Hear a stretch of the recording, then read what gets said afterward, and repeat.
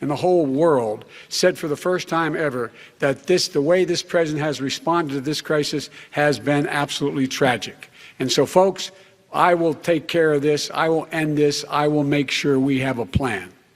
President Trump, I'd like to follow up with you in your comments. You talked about taking a therapeutic. I assume you're referencing Regeneron. You also said a vaccine will be coming within weeks. Yes. Is that a guarantee? No, it's not a guarantee, but it will be by the end of the year. But I think it has a good chance. There are two companies, I think, within a matter of weeks, and it will be distributed very quickly. Can you tell us which companies? Johnson & Johnson is doing very well. Moderna is doing very well. Pfizer is doing very well. And we have numerous others. Then we also have others that we're working on very closely with other countries, in particular Europe. Let me follow up with you, and because this is new information, you have said a vaccine is coming soon, within weeks now. Your own officials say it could take well into 2021 at the earliest for enough Americans to get vaccinated. And even then, they say the country will be wearing masks and distancing into 2022. Is your timeline realistic?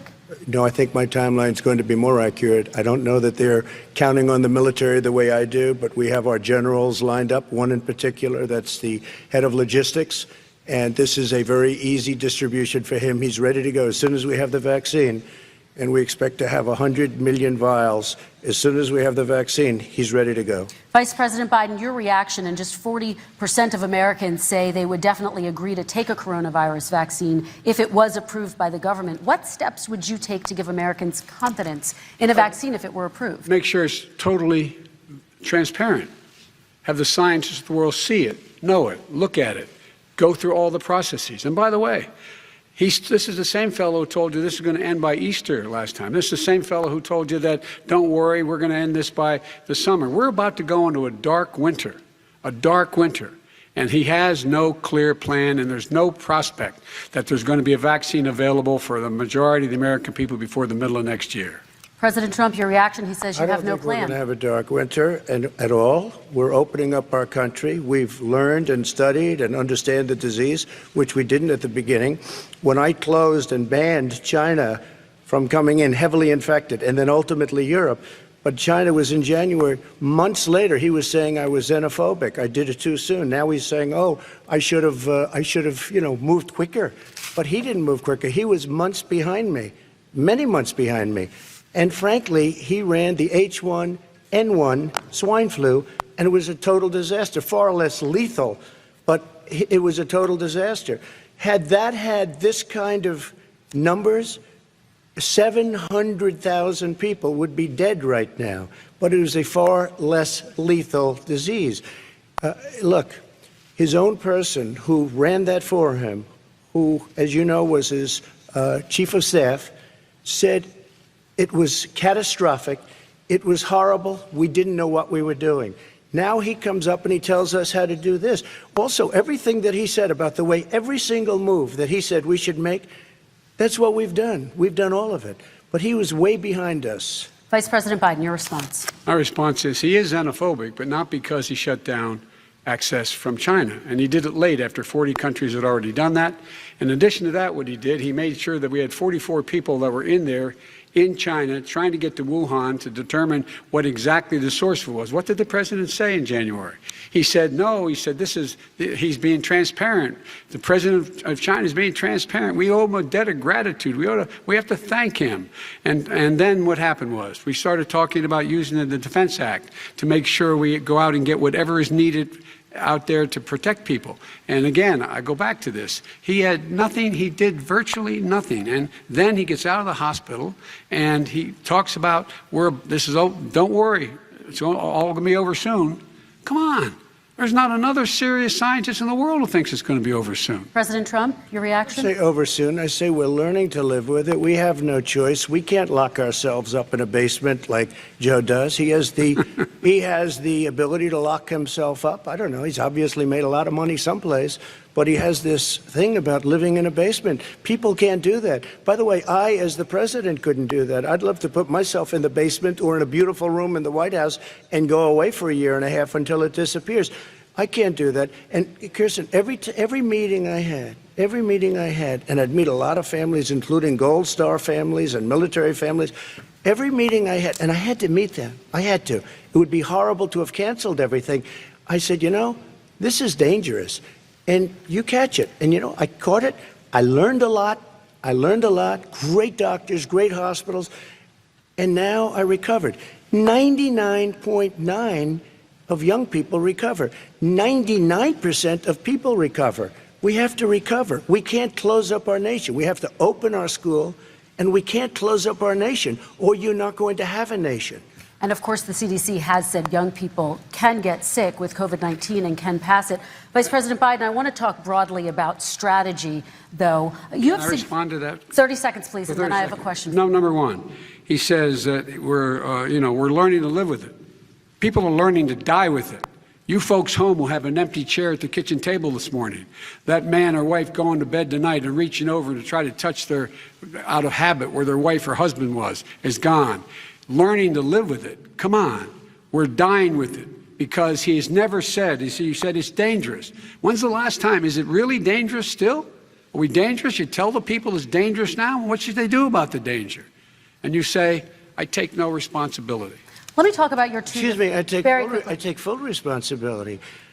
It's not my fault that he came here. It's China's fault. And you know what? It's not Joe's fault that he came here either. It's China's fault. They kept it from going into the rest of China for the most part, but they didn't keep it from coming out to the world, including Europe and ourselves. Vice President Biden. The fact is that when we knew it was coming, when it hit, what happened? What did the president say? He said, don't worry, it's going to go away. Be gone by Easter. Don't worry. The warm weather. Don't worry. Maybe inject bleach. He said he was kidding when he said that, but a lot of people thought it was serious. A whole range of things the president has said. Even today, he thinks we are in control. We're about to lose 200,000 more people. President Trump. Look, perhaps just to finish this, I was kidding on that, but just to finish this, when I closed, he said I shouldn't have closed. And that went on for months. Nancy Pelosi said the same thing. She was dancing on the streets in Chinatown in San Francisco. But when I closed, he said, this is a terrible thing, you're xenophobic. I think he called me racist even, and because I was closing it to China. Now he says I should have closed it earlier. Joe, it doesn't work. I didn't say either of those things. You certainly did. You certainly did. I talked about his xenophobia in a different context. It wasn't about closing the border to Chinese coming to the United States. All right, I want to talk about both of your different strategies to handling He thought this. I shouldn't have closed the border. Well, that's obvious. Do you want to respond to that quickly, Vice President No. Biden? Okay. Let's talk about your different strategies toward dealing with this. Mr. Vice President, you suggested you would support new shutdowns if scientists recommended it. What do you say to Americans who are fearful that the cost of shutdowns, the impact on the economy, the higher rates of hunger, depression, domestic and substance abuse outweighs the risk of exposure to the virus? What I would say is I'm going to shut down the virus, not the country. It's his ineptitude that caused the country to have to shut down in large part. Why businesses have gone under, why schools are closed, why so many people have lost their living, and why they're concerned. Those other concerns are real. That's why he should have been, instead of in a sand trap in his golf course, he should have been negotiating with Nancy Pelosi and the rest of the Democrats and Republicans about what to do about the acts they were passing for billions of dollars to make sure people had the capacity. But you haven't ruled out more shutdowns.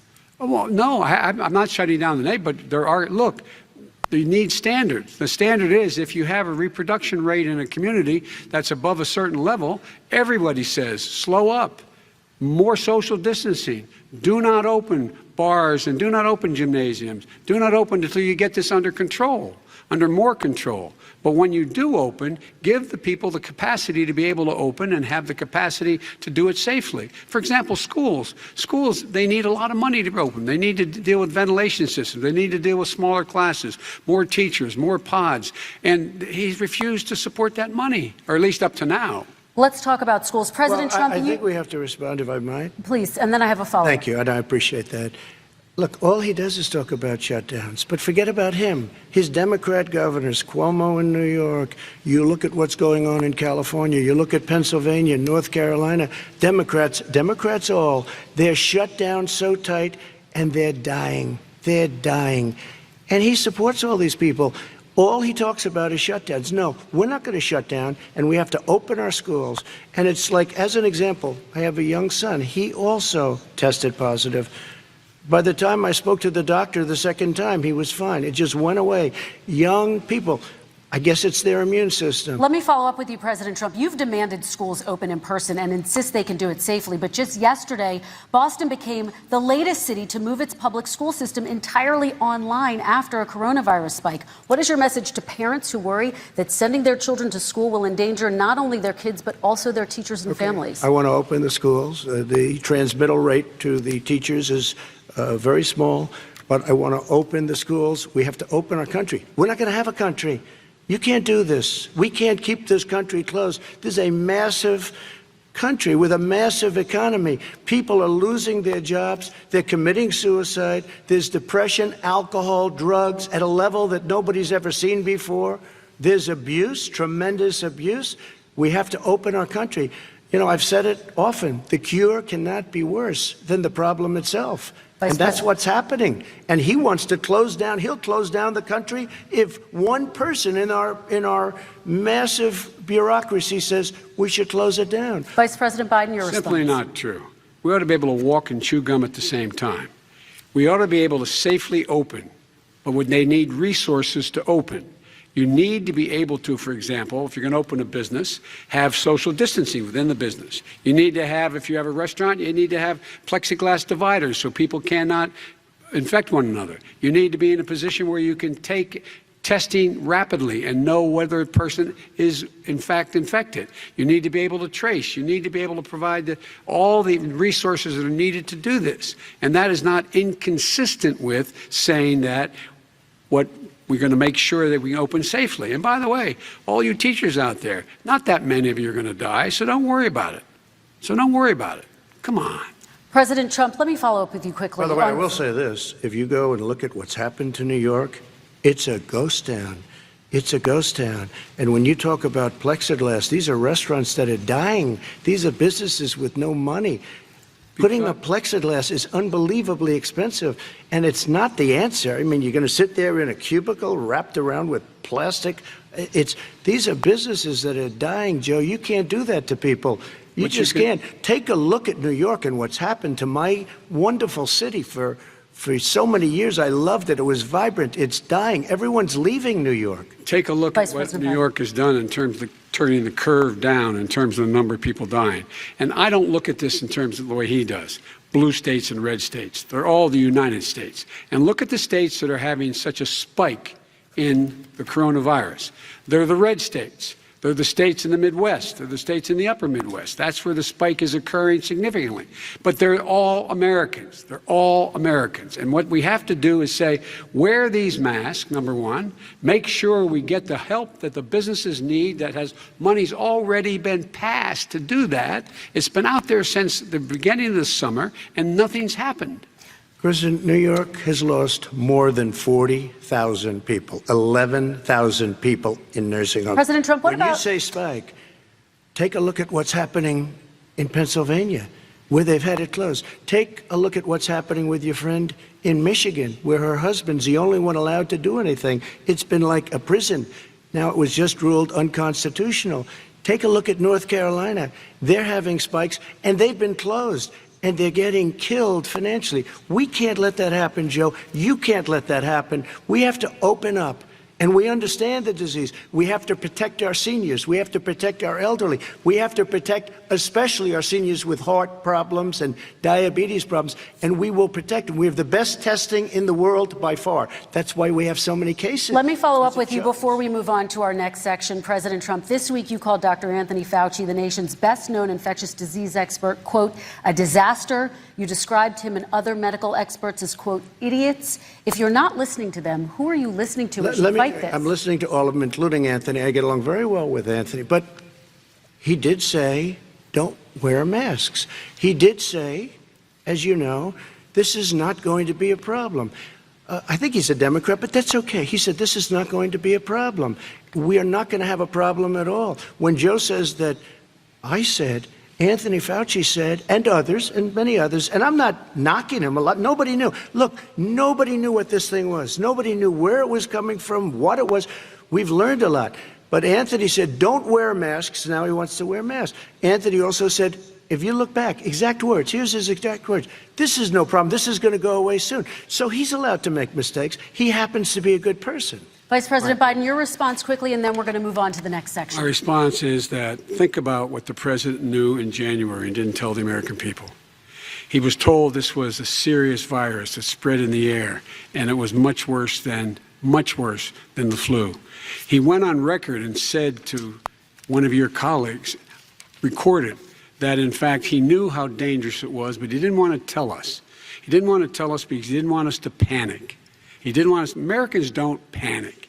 He panicked. But guess what? In the meantime, we found out in the New York Times the other day that, in fact, his folks went to Wall Street and said this is a really dangerous thing.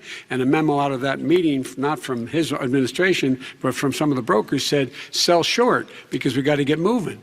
It's a dangerous problem. Well, this is I'm going to give you 30 seconds to respond, and then we're going to move on. I don't know. Somebody went to Wall Street. You're the one that takes all the money from Wall Street. I don't take it.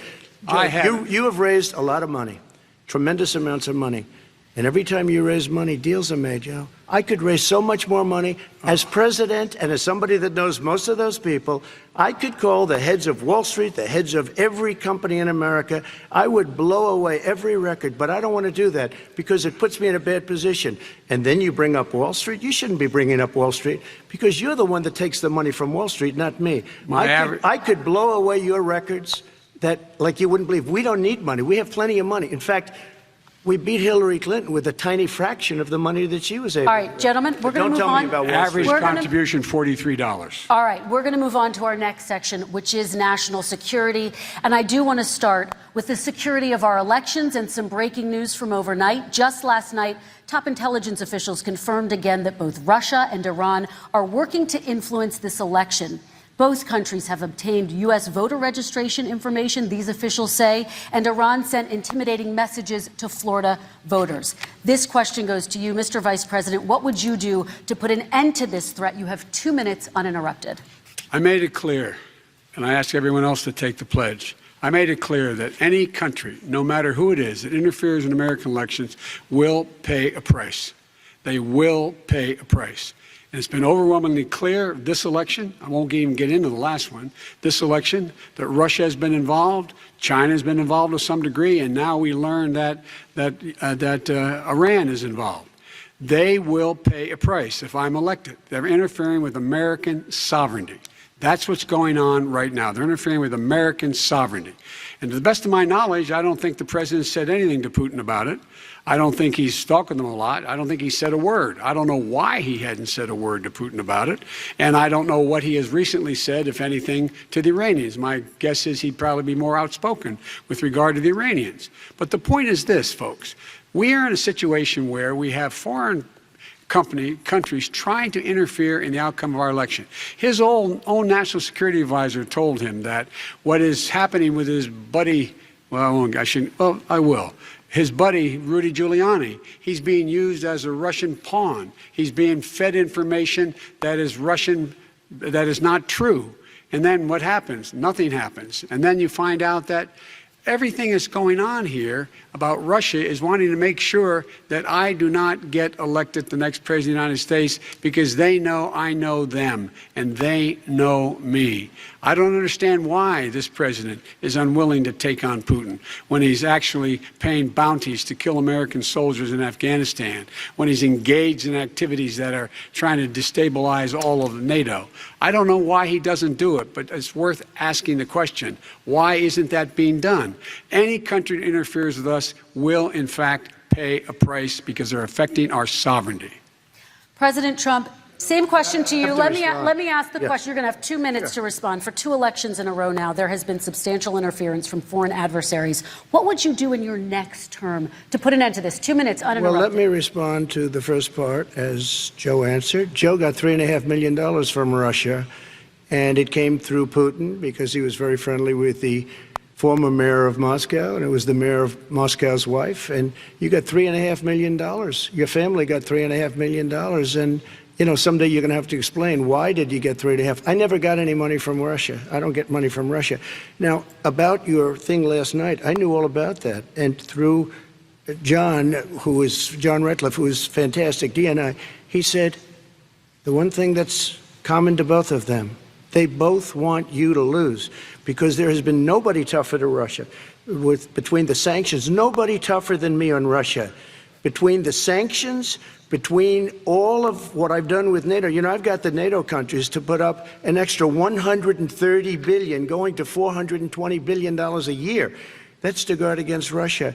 I sold, while he was selling pillows and sheets, I sold tank busters to Ukraine. There has been nobody tougher on Russia than Donald Trump.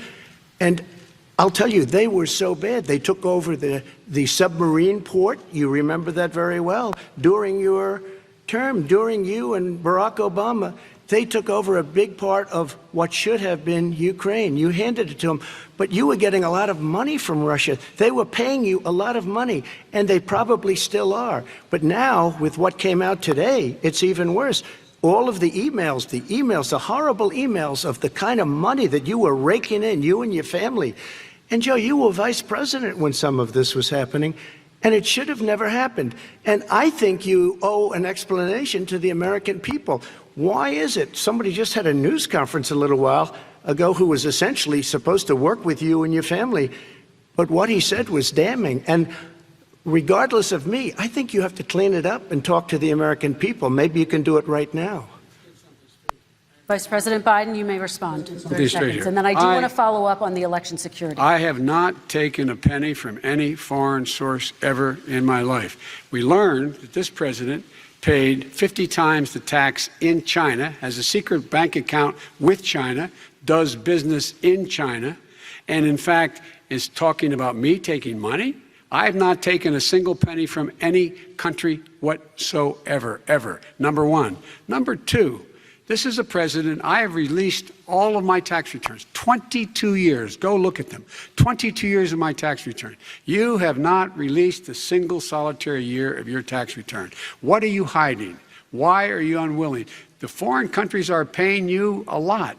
Russia's paying you a lot. China's paying you a lot. And your hotels and all your businesses all around the country, all around the world. And China's building a new road to a new a golf course you have overseas. So what's going on here? Why don't release your tax return or stop talking about corruption? President Trump, your response. First of all, I called my accountants under audit. I'm going to release them as soon as we can. I want to do it. And it'll show how successful, how great this company is. But much more importantly than that, people were saying $750. I asked them a week ago, I said, what did I pay? They said, sir, you prepaid tens of millions of dollars. I prepaid my tax. Tens over the last number of years. Tens of millions of dollars I prepaid. Because at some point they think it's an estimate. They think I may have to pay tax. So I already prepaid it. Nobody told me that. Did your account Nobody tell told you you that. release Excuse them? me. And it wasn't written whenever they write this. They keep talking about $750, which I think is a filing fee. But let me just tell you, I prepaid millions and millions of dollars in taxes. Number one. Number two, I don't make money from China. You do. I don't make money from Ukraine. You do. I don't make money from Russia. You made $3.5 million, Joe, and your son gave you. They even have a statement that we have to give 10% to the big man. You're the big man, I think. I don't know, maybe you're not, but you're the big man, I think. Your son said we have to give 10% to the big man. Joe, what's that all about? It's terrible. All right, gentlemen, I want to ask you both some questions about all of this. But I'm going to let you both respond very quickly. You just said you spoke to your accountant about potentially releasing your taxes. Did he tell you when you can release them? Do you have a deadline for when you're going to release them to the American people? I get treated worse than the Tea Party got treated. Because I have a lot of people in there, deep down in the IRS, they treat me horribly. We made a deal, it was all settled until I decide to run for president. I get treated very badly by the IRS, very unfairly. But we had a deal all done. As soon as we're completed with the deal, I want to release it. But I have paid millions and millions of dollars, and it's worse than paying. I paid in advance. It's called prepaying your taxes. Okay. I paid in advance. I want to ask you both about questions regarding your potential foreign entanglements and questions that have been raised to give you both a chance to talk about this more broadly. Respond very quickly, and then I'll get to my question. Why did he's been saying this for 4 years? Show us. Just show us. Stop playing around. You've been saying for 4 years you're going to release your taxes. Nobody knows it, Mr. President. What they do know is you're not paying paying your taxes, or you're paying taxes that are so low. When last time he said what he paid, he said, I only pay that little because I'm smart. I know how to game the system. Come on, folks. Very quickly, President Trump, and then I want to get to two questions to both of you on this. I was put through a phony witch hunt for 3 years.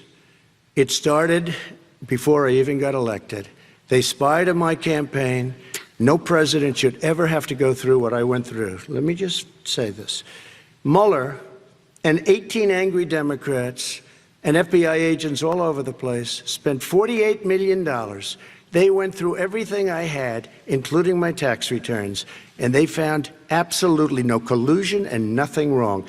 $48 million. I guarantee you, if I spent $1 million on you, Joe, I could find plenty wrong. Because the kind of things that you've done and the kind of monies that your family has taken, I mean, your brother made money in Iraq, millions of dollars. Your other brother made a fortune, and it's all through you, Joe. And they say you get some of it, and you do live very well. You have houses all over the place. You live very well. All right, gentlemen, let me just ask some questions about all of this broadly. Vice President Biden, there have been questions about the work your son has done in China and for a Ukrainian energy company when you were vice president. In retrospect, was anything about those relationships inappropriate or unethical?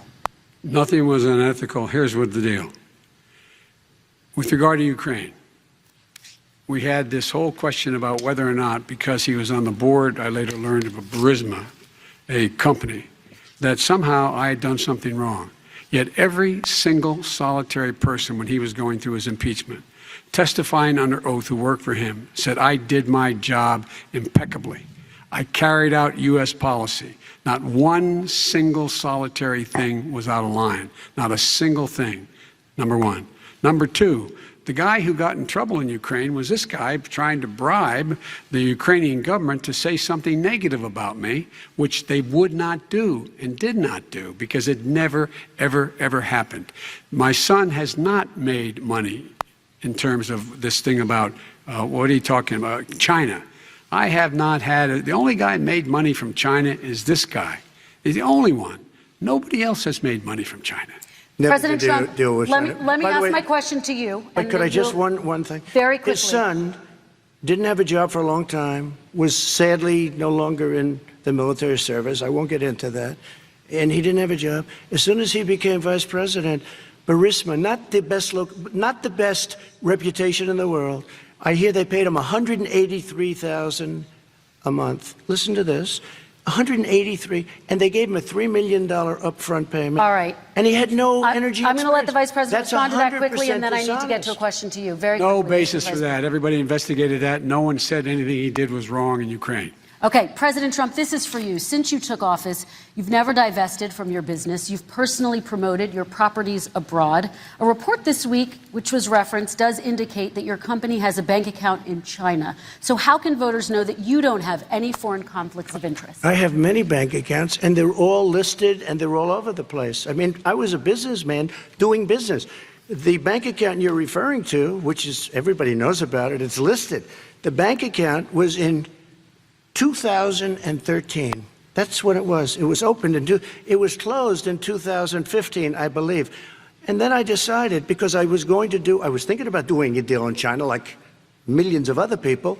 I was thinking about it, and I decided I'm not going to do it. Didn't like it. I decided not to do it. Had an account open, and I closed it. Okay. Excuse me. And then, unlike him, where he's vice president and he does business, I then decided to run for president after that. That was before. So I closed it before I even ran for president, let alone became president. Big difference. He is the vice president of the United States, and his son, his brother, and his other brother are getting rich. They're like a vacuum cleaner. They're sucking up money every President Trump, place he thank you. goes. We do need to move on. I do want to ask you, Vice President Biden, about China. Let's talk about China more broadly.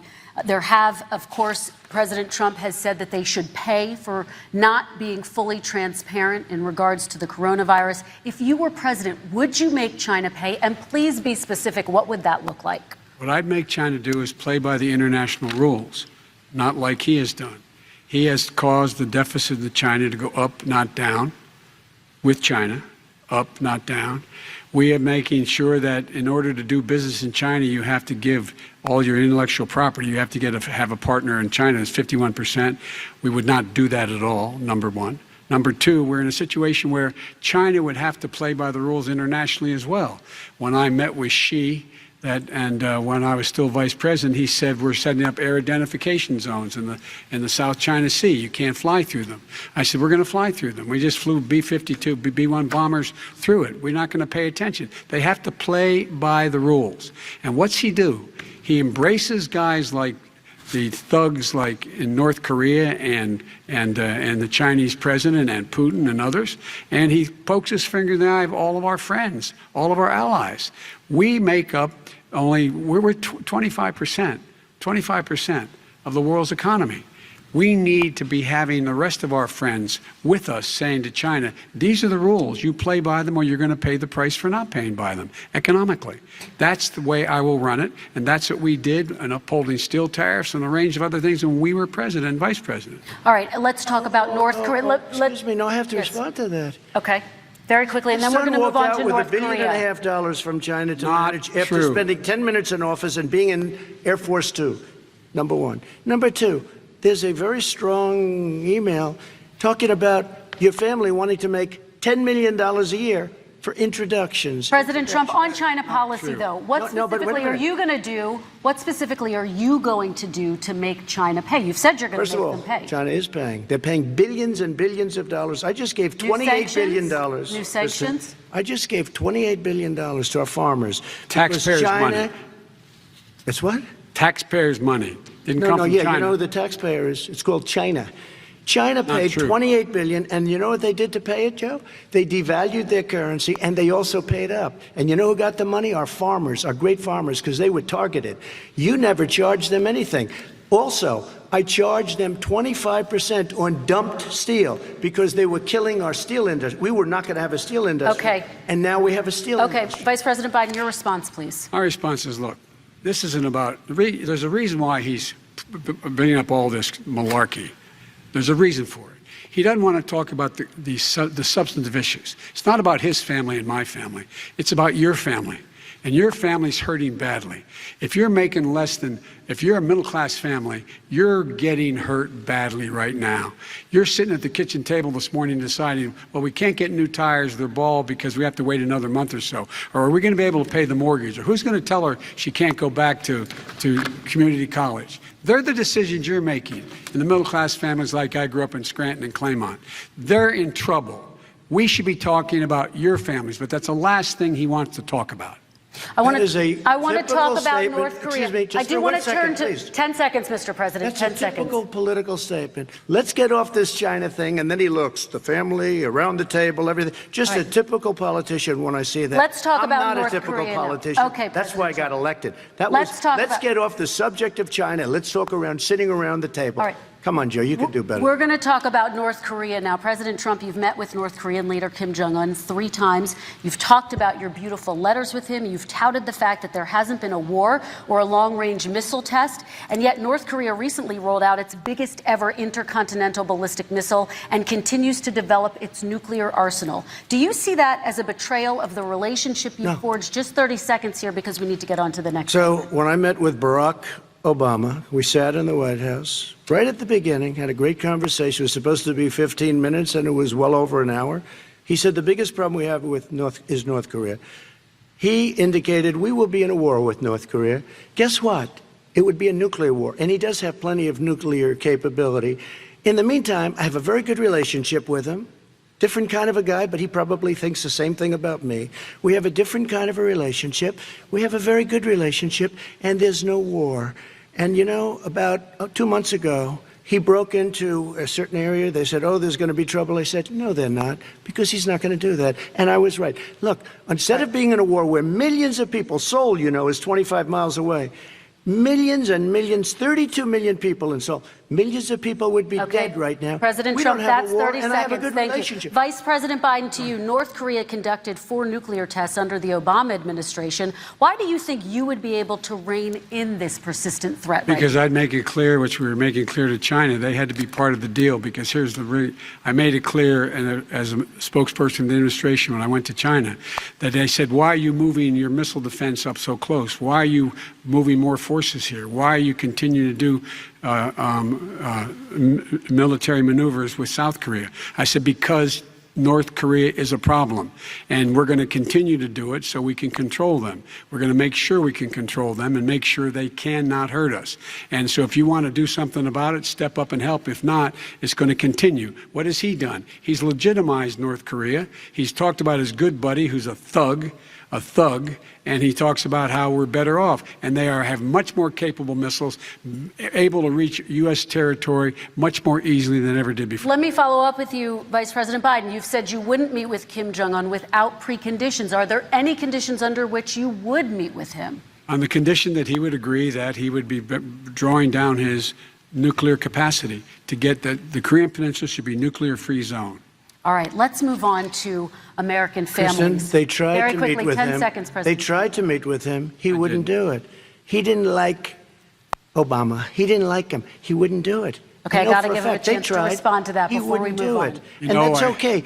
You know what? North Korea, we're not in a war. We have a good relationship. You know, people don't understand. Having a good President relationship Trump, with we have to leaders move of other on, 'cause countries we have is a lot a of good thing. We have a lot of questions to get Yes, to. not That's Your like response. saying we had a good relationship with Hitler before he, in fact, invaded Europe, the rest of Europe. Come on. The reason he would not meet with President Obama is because President Obama said, we're going to talk about denuclearization. We're not going to legitimize you, and we're going to continue to put stronger and stronger sanctions on you. That's why he wouldn't meet with us. All right, And it let's didn't move happen. on. Let's Excuse move on me. and talk He about left American me a families. mess, Kristen. President Trump, okay, we do They need to left move on. me a mess.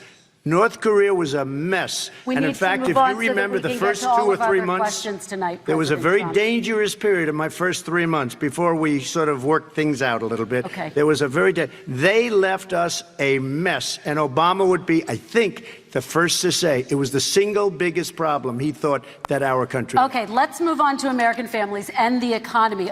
One of the issues that's most important to them is health care, as you both know. Today, there was a key vote on a new Supreme Court Justice, Amy Coney Barrett, and health care is at the center of her confirmation fight. Over 20 million Americans get their health insurance through the Affordable Care Act. It's headed to the Supreme Court, and your administration, Mr. President, is advocating for the court to overturn it. If the Supreme Court does overturn that law, those 20 million Americans could lose their health insurance almost overnight. So what would you do if those people have their health insurance taken away? You have 2 minutes uninterrupted. Sure. First of all, I've already done something that nobody thought was possible. Through the legislature, I terminated the individual mandate. That is the worst part of Obamacare, as we call it. The individual mandate where you have to pay a fortune for the privilege of not having to pay for bad health insurance. I terminated. It's gone. Now it's in court because Obamacare is no good. But then I made a decision. Run it as well as you can to my people, great people. Run it as well as you can. I could have gone the other route and made everybody very unhappy. They ran it. Premiums are down. Everything's down. Here's the problem. No matter how well you run it, it's no good. What we'd like to do is terminate it. We have the individual mandate done. I don't know that it's going to work. If we don't win, we will have to run it, and we'll have Obamacare, but it'll be better run. But it no longer is Obamacare, because without the individual mandate, it's much different. Pre-existing conditions will always stay. What I would like to do is a much better health care, much better, will always protect people with pre-existing. So I'd like to terminate Obamacare, come up with a brand new, beautiful health care. The Democrats will do it because there'll be tremendous pressure on them, and we might even have the House by that time, and I think we're going to win the House, okay? And you'll see, but I think we're going to win the House. But come up with a better health care, always protecting people with pre-existing conditions. And one thing very important, we have 180 million people out there that have great private health care. Far more than we're talking about with Obamacare. Joe Biden is going to terminate all of those policies. These are people that love their health care, people that have been successful, middle-income people, been successful. They have 180 million plans, 180 million people, families, under what he wants to do, which will basically be socialized medicine. He won't even have a choice. They want to terminate 180 million plans. We have done an incredible job on health care, and we're going to do even better. Okay, Vice President Biden, yes, this is for you. Your health care plan calls for building on Obamacare. So my question is, what is your plan if the law is ruled unconstitutional by the Supreme Court? You have 2 minutes uninterrupted. What I'm going to do is pass Obamacare with a public option. It'll become Biden care. The public option is an option that says that if you, in fact, do not have the wherewithal to be, if you qualify for Medicaid and you do not have the wherewithal in your state to get Medicaid, you automatically are enrolled, providing competition for insurance companies. That's what's going to happen. Secondly, we're going to make sure we reduce the premiums and reduce drug prices by making sure that there's competition that doesn't exist now by allowing the Medicare to negotiate drug prices with the insurance companies. Thirdly, the idea that I want to eliminate private insurance, the reason why I had such a fight with 20 candidates for the nomination was I support private insurance. That's why not one single person with private insurance would lose their insurance under my plan, nor did they under Obamacare. They did not lose their insurance unless they chose they wanted to go to something else. Lastly, we're going to make sure we're in a situation that we actually protect pre-existing. There's no way he can protect pre-existing conditions. None. Zero. You can't do it in the ether. He's been talking about this for a long time. He's never come up with a plan. I guess we're going to get the pre-existing condition plan the same time we get the infrastructure plan that we've been waiting since 17, 18, 19, and 20. The fact, I still have a few more minutes. I know you're getting anxious. The fact is that he's already cost the American people, because of his terrible handling of the COVID virus and the economic spillover, 10 million people have lost their private insurance. And he wants to take away 22 million more people who have it under Obamacare, and over 110 million people with pre-existing conditions. And all the people from COVID are going to have pre-existing conditions. What are they going to do? I have a follow-up for you, Vice President Biden. It relates to something that President Trump said. He's accusing you of wanting socialized medicine. What do you say to people who have concerns that your health care plan, which includes a government insurance option, takes the country one step closer to a health care system run entirely by the government? What's your response to them? I say it's ridiculous. It's like saying that, the idea that the fact that there's a public option that people can choose, that makes it a socialist plan. Look, the difference between the president, I think health care is not a privilege, it's a right. Everyone should have the right to have affordable health care. And I am very proud of my plan. It's gotten endorsed by all the major labor unions, as well as a whole range of other people who, in fact, are concerned in the medical field. This is something that's going to save people's lives, and this is going to give some people an opportunity to have health care for their children. How many of you home are worried and rolling around in bed tonight wondering what in God's name you're going to do if you get sick? Because you've lost your home insurance, your health insurance your company's gone under. We have to provide health insurance for people at an affordable rate, and that's what I do. President Trump, excuse me, he was there for 47 years. He didn't do it. He was now there as vice president for 8 years, and it's not like it was 25 years ago. It was 3 3/4. It was just a little while ago, right? Less than 4 years ago. He didn't do anything. He didn't do it. He wants socialized medicine, and it's not that he wants it. His vice president, she is more liberal than Bernie Sanders and wants it even more. Bernie Sanders wants it. The Democrats want it. You're going to have socialized medicine, just like you went with fracking. We're not going to have fracking. We're going to stop fracking. We're going to stop fracking. Then he goes to Pennsylvania after he gets a nomination, where he got very lucky to get it. And he goes to Pennsylvania and he says, oh, we're going to have fracking. And you never asked that question. And by the way, so far, I respect very much the way you're handling this, I have to say. By the way. But somebody should ask the question. You can ask he goes for a year. There will be no fracking. We have a number of topics we're going to get to. That's a big question. We're going to get to. It's the same thing with socialized medicine. I have to respond. Vice President, your response, please. My response is people deserve to have affordable health care, period. Period, period, period. And the Biden care proposal will, in fact, provide for that affordable health care, lower premiums. What we're going to do is going to cost some money. It's going to cost over $750 billion over 10 years to do it. And they're going to have lower premiums. You can buy into the better plans, the cheaper plans, lower your premiums, deal with unexpected billing, and have your drug prices drop significantly. He keeps talking about it. He hasn't done a thing for anybody on health care. Not a thing. Kristen, when Very he quickly, says, then I want to talk when about he what's says happening on public Capitol option, Hill. he's talking about socialized medicine. And when he and healthcare, when he talks about a public option, he's talking about destroying your Medicare, totally destroyed, and destroying your Social Security. And this whole country will come down. You know, Bernie Sanders tried it in his state. He tried it in his state. His governor was a very liberal governor. They wanted to make it work. Okay, let's let Vice President Biden respond. It doesn't Vice work. President He's Biden, a very your confused response. guy. He thinks he's running against somebody else. He's running against Joe Biden.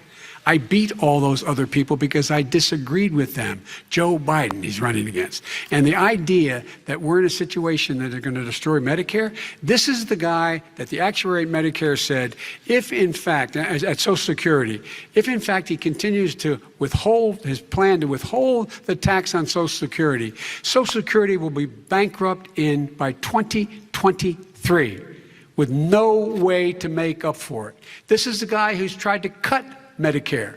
So the idea that Donald Trump is lecturing me on Social Security and Medicare, come on. He tried to get 10 rid of, seconds, he Mr. tried to President, hurt and then I Social have to go to Security another years ago.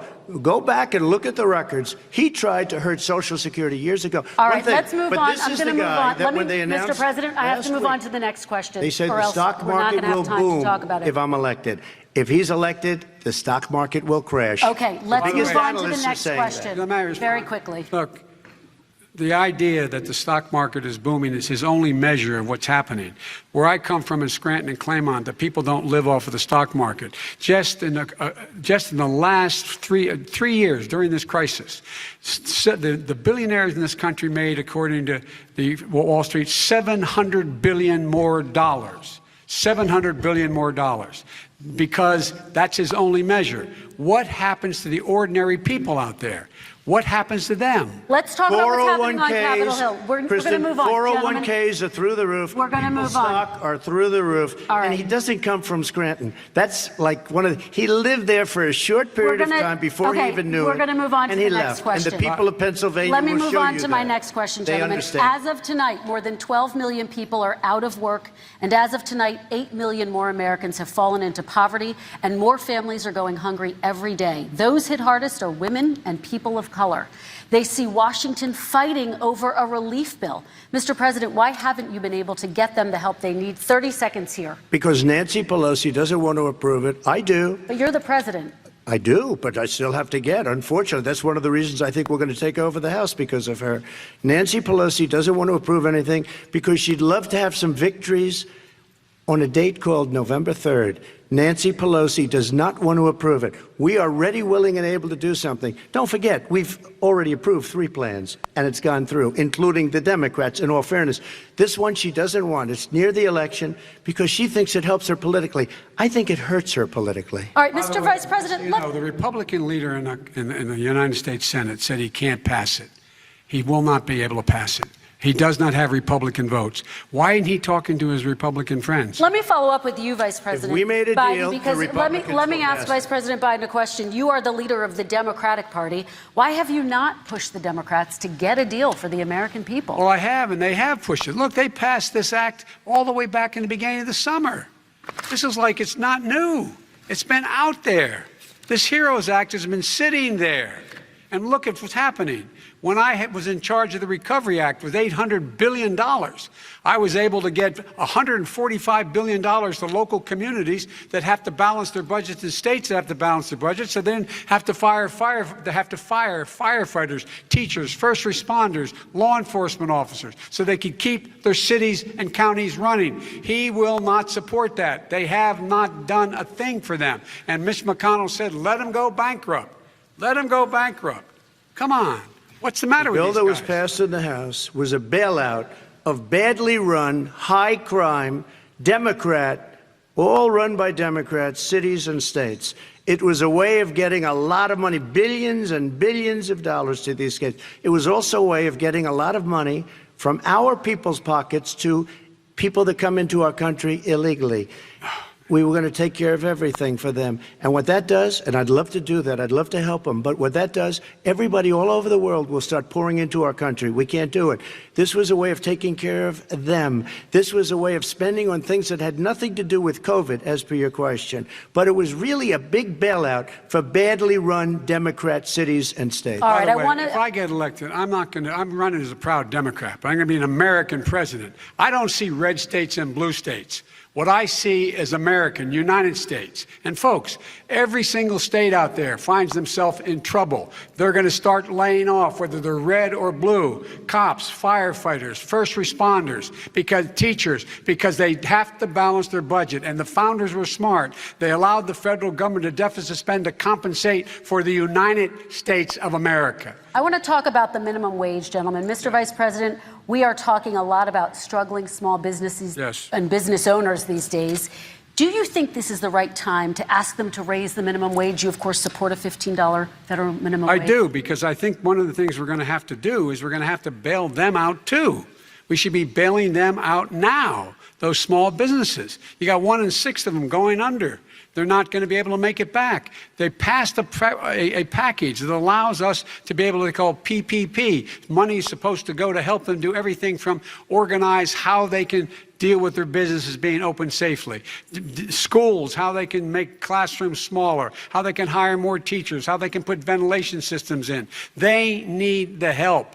The businesses as well as the schools need the help. But these guys will not help them. Is not giving them any of the money. We are going to move on to immigration, one thing very but I quickly, want to get your reaction. we have to help our small businesses by raising the minimum wage. That's not helping. I think it should be a state option.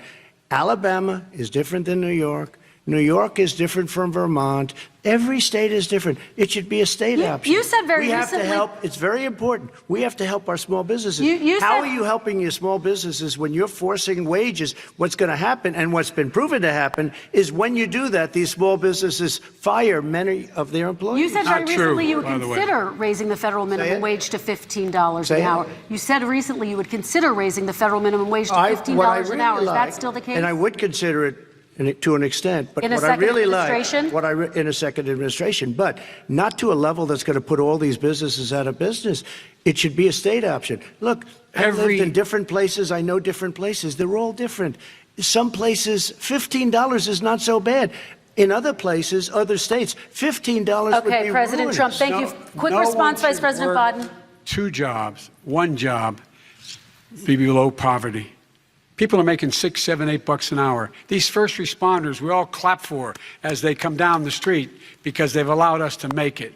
What's happening? They deserve a minimum wage of $15. Anything below that puts you below the poverty level. And there is no evidence that when you raise the minimum wage, businesses go out of business. That is simply not true. We're going to talk about immigration. We're going to talk about immigration now, gentlemen, and we're going to talk about families within this context. Mr. President, your administration separated children from their parents at the border, at least 4,000 kids. You've since reversed your zero-tolerance policy, but the United States can't locate the parents of more than 500 children. So how will these families ever be reunited? Children are brought here by coyotes and lots of bad people, cartels, and they're brought here, and they used to use them to get into our country. We now have as strong a border as we've ever had. We're over 400 miles of brand new wall. You see the numbers, and we let people in, but they have to come in legally, and they come in through merit. But how will you reunite these kids with their families, Let me just tell you, Mr. President? they built cages. You know, they used to say, I built the cages, and then they had a picture in a certain newspaper, and it was a picture of these horrible cages, and they said, look at these cages. President Trump built them, and then it was determined they were built in 2014. That was him. Do you have a plan to reunite the kids? Yes, we're working on it we're trying very hard. But a lot of these kids come out without the parents. They come over through cartels and through coyotes and through gangs. Vice President Biden, let me bring you into this conversation. Quick response and then another question to you. These 500 plus kids came with parents. They separated them at the border to make it a disincentive to come to begin with. Real tough. We're really strong. And guess what? They cannot, it's not coyotes didn't bring them over. Their parents were with them. They got separated from their parents. And it makes us a laughing stock and violates every notion of who we are as a nation. Let me ask you a follow-up Kristen, question. they did it. We changed the policy. Your response they to that? They did it. We changed. Did not They built the separate cages. They, who built the cages, Joe? Let's talk about what Who we're built the talking about. cages, Let's Joe? talk about what we're talking about. What happened? Parents were ripped, their kids were ripped from their arms and separated. And now they cannot find over 500 sets of those parents, and those kids are alone. Nowhere to go. Nowhere to go. It's criminal. It's criminal. Let me ask Kristen, you I will about say this. immigration. They went 10 down. We seconds, and then brought I need to ask reporters, you. everything. They are so well taken care of. They're in facilities that were so clean. But some and of them gotten haven't been such reunited But with just their ask families. one question. Who built the cages? I'd love you to ask him that. Who built the cages? Let me ask about your immigration policy, Mr. Vice President. The Obama administration did fail to deliver immigration reform, which had been a key promise during the administration. It also presided over record deportations as well as family detentions at the border before changing course. So why should voters trust you with an immigration overhaul now? Because it made a mistake. It took too long to get it right. It took too long to get it right. I'll be president of the United States, not vice president of the United States. And the fact is, I've made it very clear.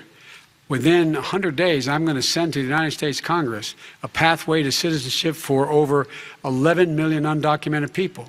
And all of those so-called dreamers, those DACA kids, they're going to be immediately certified again to be able to stay in this country and put on a path to citizenship. The idea that they are being sent home by this guy, and they want to do that, is they've gone to a country they've never seen before. I can imagine you're 5 years old, your parents are taking you across the Rio Grande River, and it's illegal. And you say, oh, no, Mom, leave me here. I'm not going to go with you. They've been here. Many of them are model citizens. Over 20,000 of them are first responders out there taking care of people during this crisis. We owe them. We owe them. Kristen, he had 8 years to do what he said he was going to do. And I've changed without having a specific. We got rid of catch and release. We got rid of a lot of horrible things that they put in and that they lived with. But he had 8 years he was vice president. He did nothing except build cages to keep children in. Vice President Biden, your response. The catch and release, you know what he's talking about there? If in fact you had a family came across and they were arrested, they in fact were given a date to show up for their hearing. They were released. And guess what? They showed up for a hearing. And this is the first president in the history of the United States of America that anybody seeking asylum has to do it in another country. That's never happened before in America. That's never happened before in America. You come to the United States and you make your case that I seek asylum based on the following premise, why I deserve it under American law. They're sitting in squalor on the other side of the river. President Trump, your response, So 30 important. seconds, and then we'll move on. It just shows that he has no understanding of immigration or the laws. Catch and release is a disaster. A murderer would come in, a rapist would come in, a very bad person would come in. We would take their name. We have to release them into our country. And then you say they come back. Less than 1% of the people come back. We have to send ICE out and Border Patrol out to find them. We would say, come back in 2 years, 3 years. We're going to give you a court case. You need Perry Mason. We're going to give you a court case. When you say they come back, they don't come back, Joe. They never come back. Only the really, I hate to say this, but those with the lowest IQ, they might come back. Okay, President Trump, let's give Vice President Biden a chance to respond, and then we're going to move on to the next section. You don't know the law, Joe. Vice President Biden, your response. Know the law, what he's telling you is simply not true. Well, check it out. They don't come back. Check it out. All right, let's move on. But we don't have to the worry next about it because they section. terminated it, so we don't have to worry about it. Let's move on to the next And you have section. 525 kids not knowing where in God's name they're going to be and lost their parents. Go ahead. All right. Let's talk about our next section, which is race in America.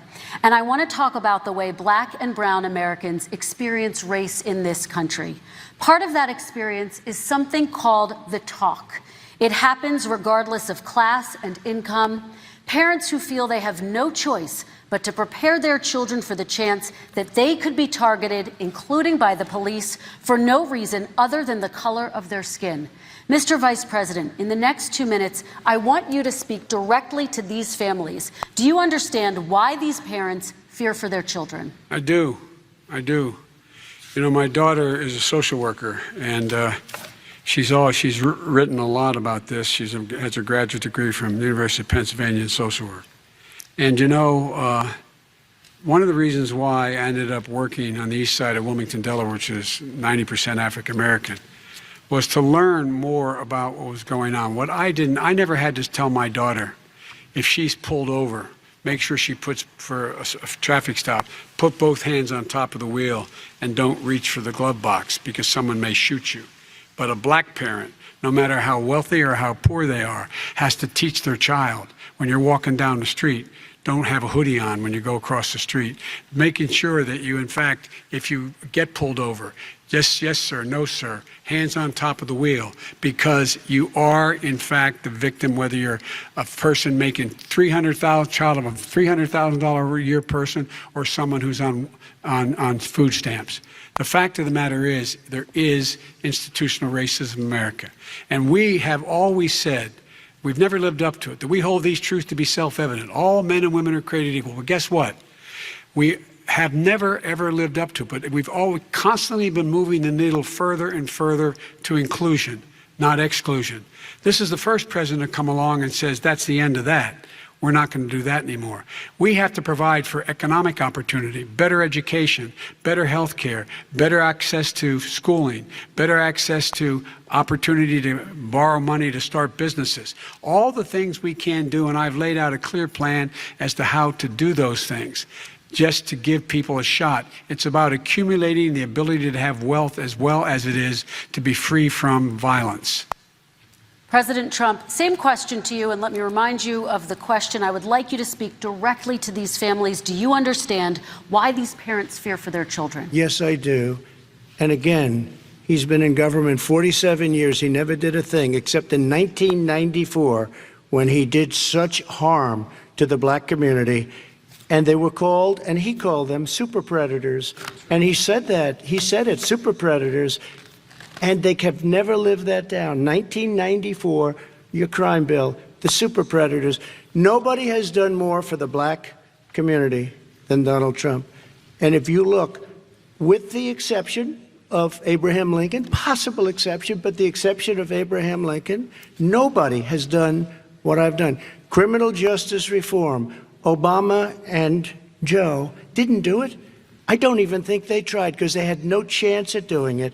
They might have wanted to do it, but if you had to see the arms I had to twist to get that done, it was not a pretty picture, and everybody knows it, including some very liberal people that cried in my office. They cried in the Oval Office. 2 weeks later, they're out saying, gee, we have to defeat him. Criminal justice reform, prison reform, opportunity zones with Tim Scott, a great senator from South Carolina. He came in with this incredible idea for opportunity zones. It's one of the most successful programs. People don't talk about it. Tremendous investment is being made. Biggest beneficiary, the black and Hispanic communities, and then historically black colleges and universities. After 3 years of coming to the office, I love some of those guys. They were great. They came into the office and they said, I said, what are you doing? After 3 years, I said, why do you keep coming back? Because we have no funding. I said, you don't have to come back every year. We have to come back because President Obama would never give them long-term funding, and I did. 10-year long-term funding, and I gave them more money than they asked for because they said, I think you need more. And I said, the only bad part about this is I may never see you again because I got very friendly with them, and they like me and I like them. But I saved historically black colleges and universities. Okay, and we're going to talk about both of your records, but your response to that, Vice President? My response to that is I never, ever said what he accused me of saying. The fact of the matter is, in 2000, though, after the crime bill had been in the law for a while, this is the guy who said, the problem with the crime bill, there's not enough people in jail. There's not enough people in jail. And go on my website, get the quote, the date when he said it. Not enough people. He talked about marauding gangs, young gangs, and the people who are going to maraud our cities. This is a guy who in the Central Park five innocent black kids, he continued to push for making sure that they got the death penalty. None of them were guilty of the crimes they were suggested. Look, and talk about granted, he did in fact let 20 people, he commuted 20 people's sentences. We commuted over 1,000 people's sentences. Over 1,000. The very law he's talking about is a law that, in fact, initiated by Barack Obama. And secondly, we're in a situation here where the federal prison system was reduced by 38,000 people under our administration. And one of these things we should be doing, there should be no minimum mandatories in the law.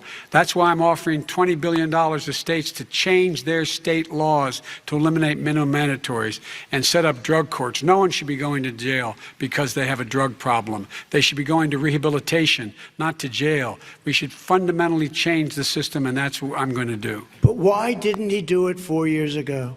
Why didn't you do that 4 years ago, even less than that? Why didn't you do it? You were vice president. You keep talking about all these things you're going to do, and you're going to do this. But you were there just a short time ago, and you guys did nothing. We did. You know, Joe, I ran because of you.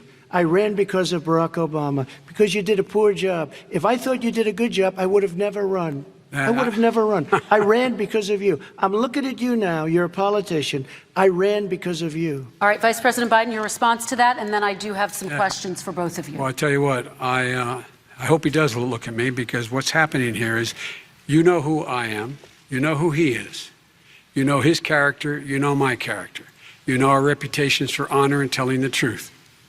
I am anxious to have this race. I am anxious to see this take place. The character of the country is on the ballot. Our character is on the ballot. Look at us closely. Let me ask some follow-up. Please respond, and then we're going to have follow-up questions. If this stuff is true about Russia, Ukraine, China, other countries, Iraq, if this is true, then he's a corrupt politician. All right. So don't give me the stuff about how you're this innocent baby.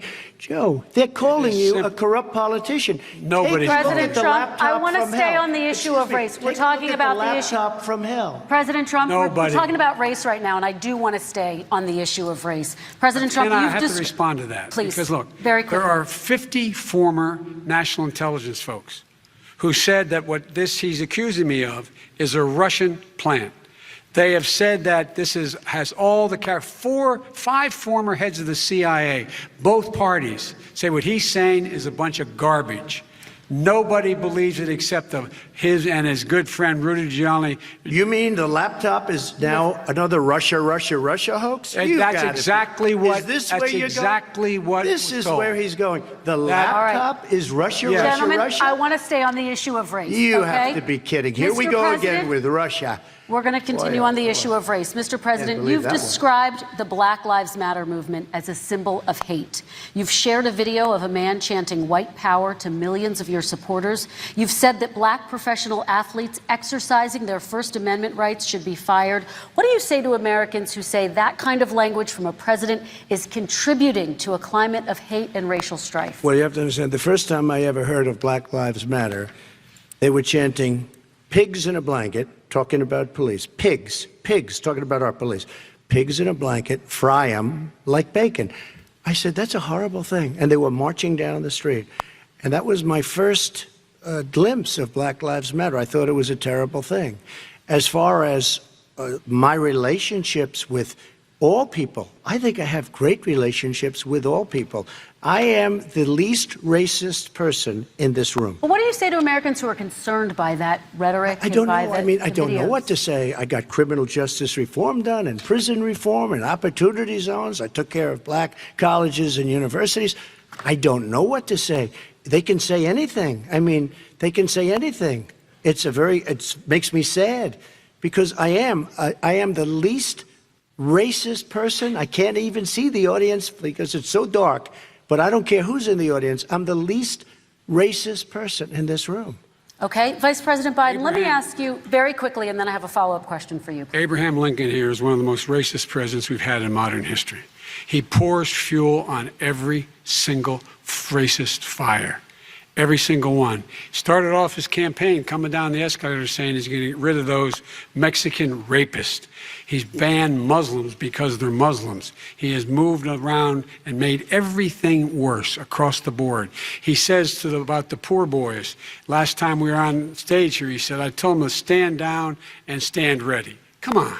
This guy has a dog whistle about as big as a foghorn.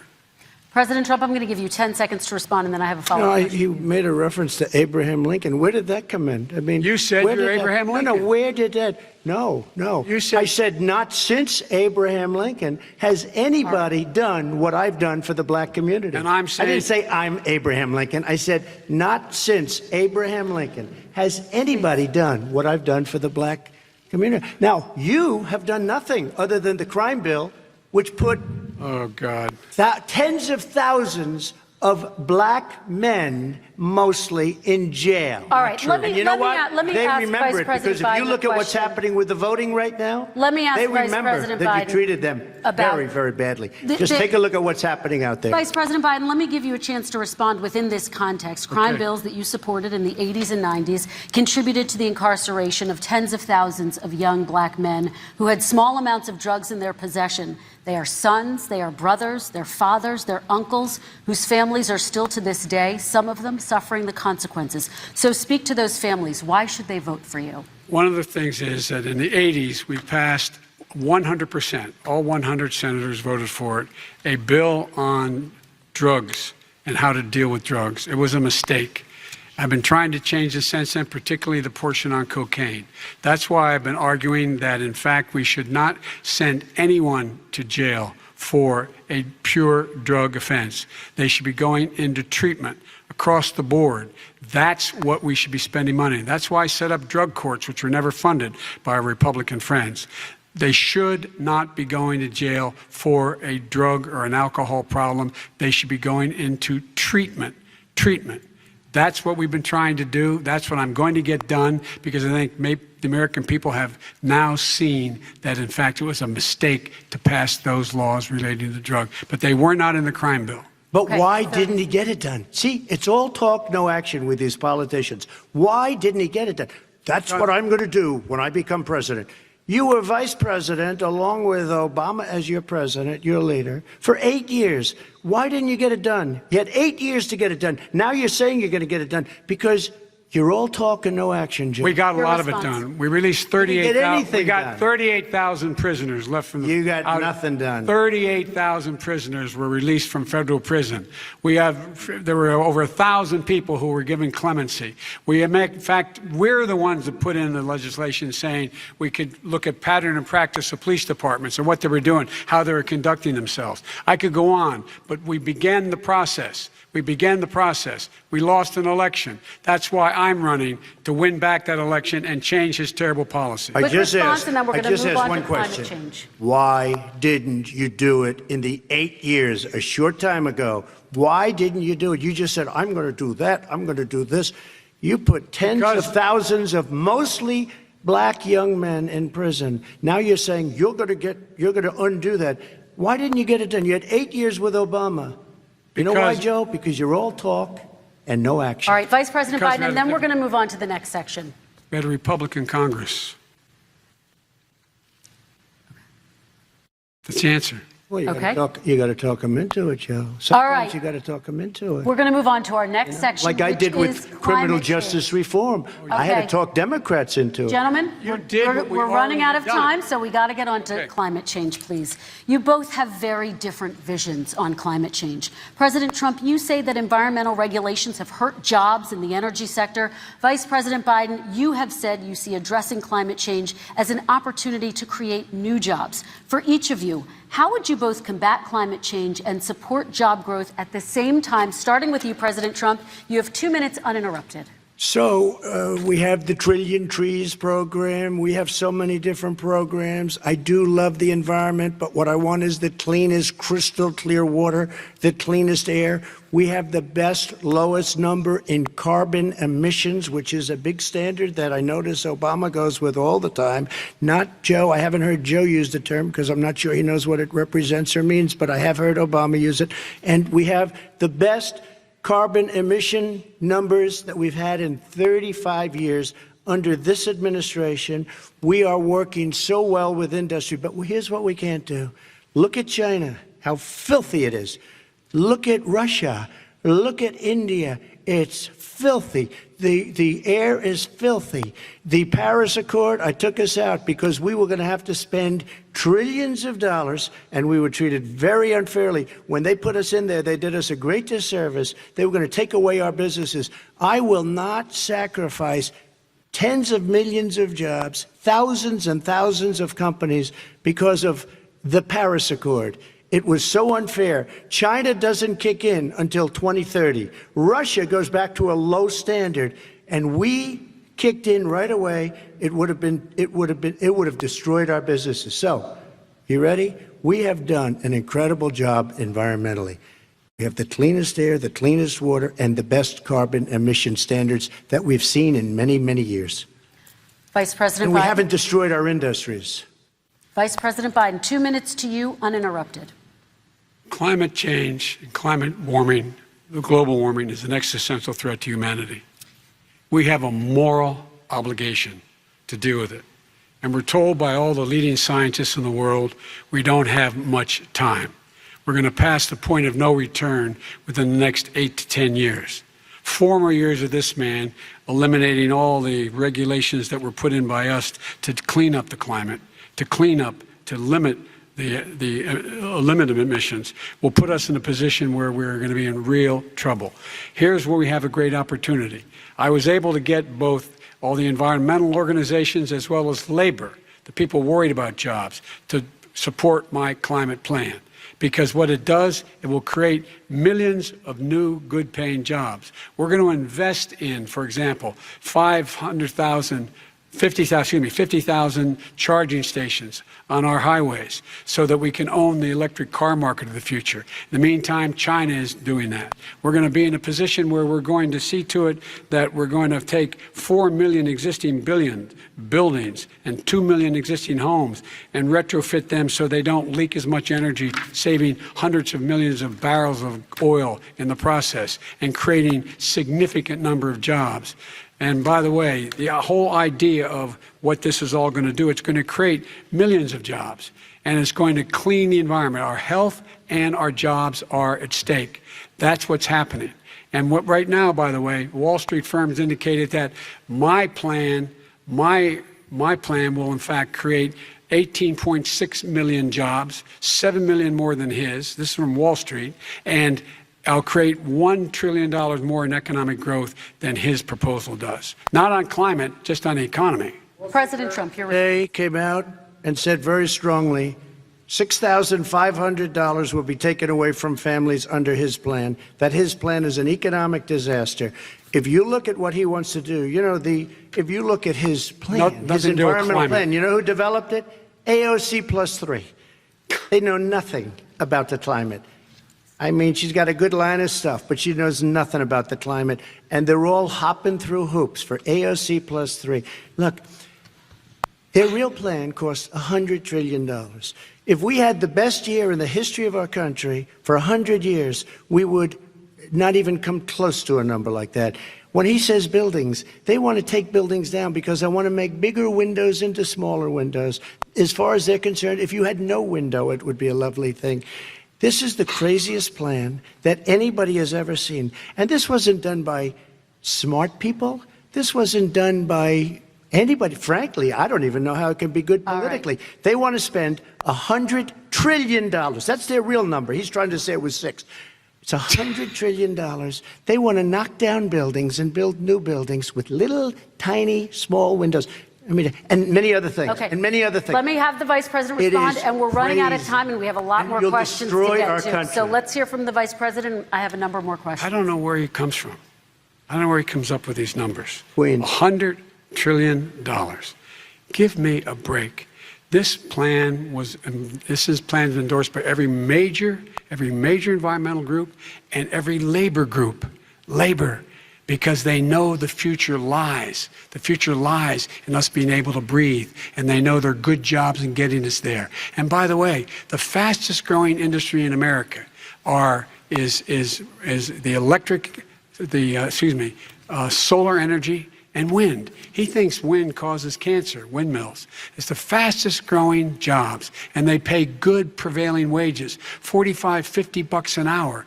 We can grow and we can be cleaner if we go the route I'm proposing. President Trump, please respond, and then I have some follow-ups. We are energy independent for the first time. We don't need all of these countries that we had to fight war over because we needed their energy. We are energy independent. I know more about wind than you do. It's extremely expensive, kills all the birds, it's very intermittent, it's got a lot of problems, and they happen to make the windmills in both Germany and China. And the fumes coming up, if you're a believer in carbon emission, the fumes coming up to make these massive windmills is more than anything that we're talking about with natural gas, which is very clean. One other thing. Find me a scientist that said that. I love solar, but solar doesn't quite have it yet. It's not powerful yet to really run our big, beautiful factories that we need to compete with the world. So false. It's all a pipe dream. But you know what we'll do? We're going to have the greatest economy in the world. But if you want to kill the economy, get rid of your oil industry.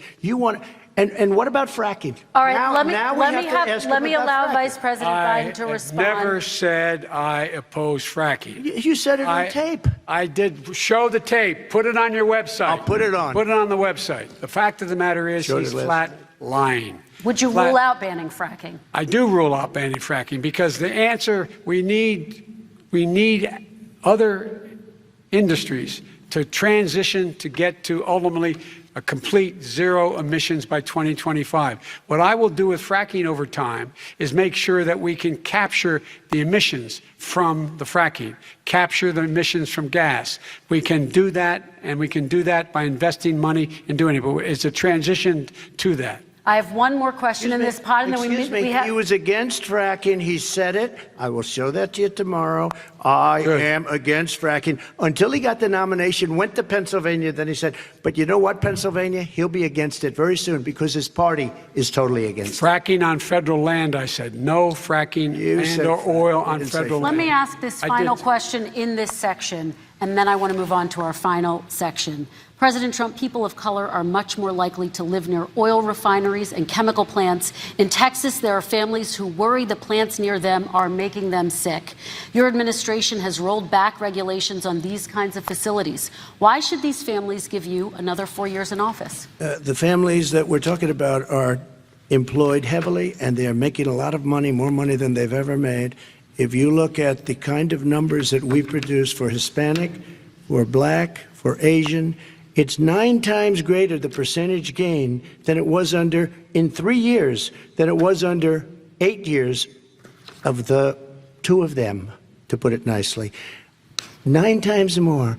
Now, somebody lives, I have not heard the numbers or the statistics that you're saying, but they're making a tremendous amount of money economically. We saved it, and I saved it again a number of months ago when oil was crashing because of the pandemic. We saved it. We got, say what you want about relationship, we got Saudi Arabia, Mexico, and Russia to cut back, way back. We saved our oil industry, and now it's very vibrant again. And everybody has very inexpensive gasoline. Remember that. Vice President Biden, your response, and then we're going to have a final question for both of you. My response is that those people live on what they call fence lines. He doesn't understand this. They live near chemical plants that, in fact, pollute, chemical plants and oil plants and refineries that pollute.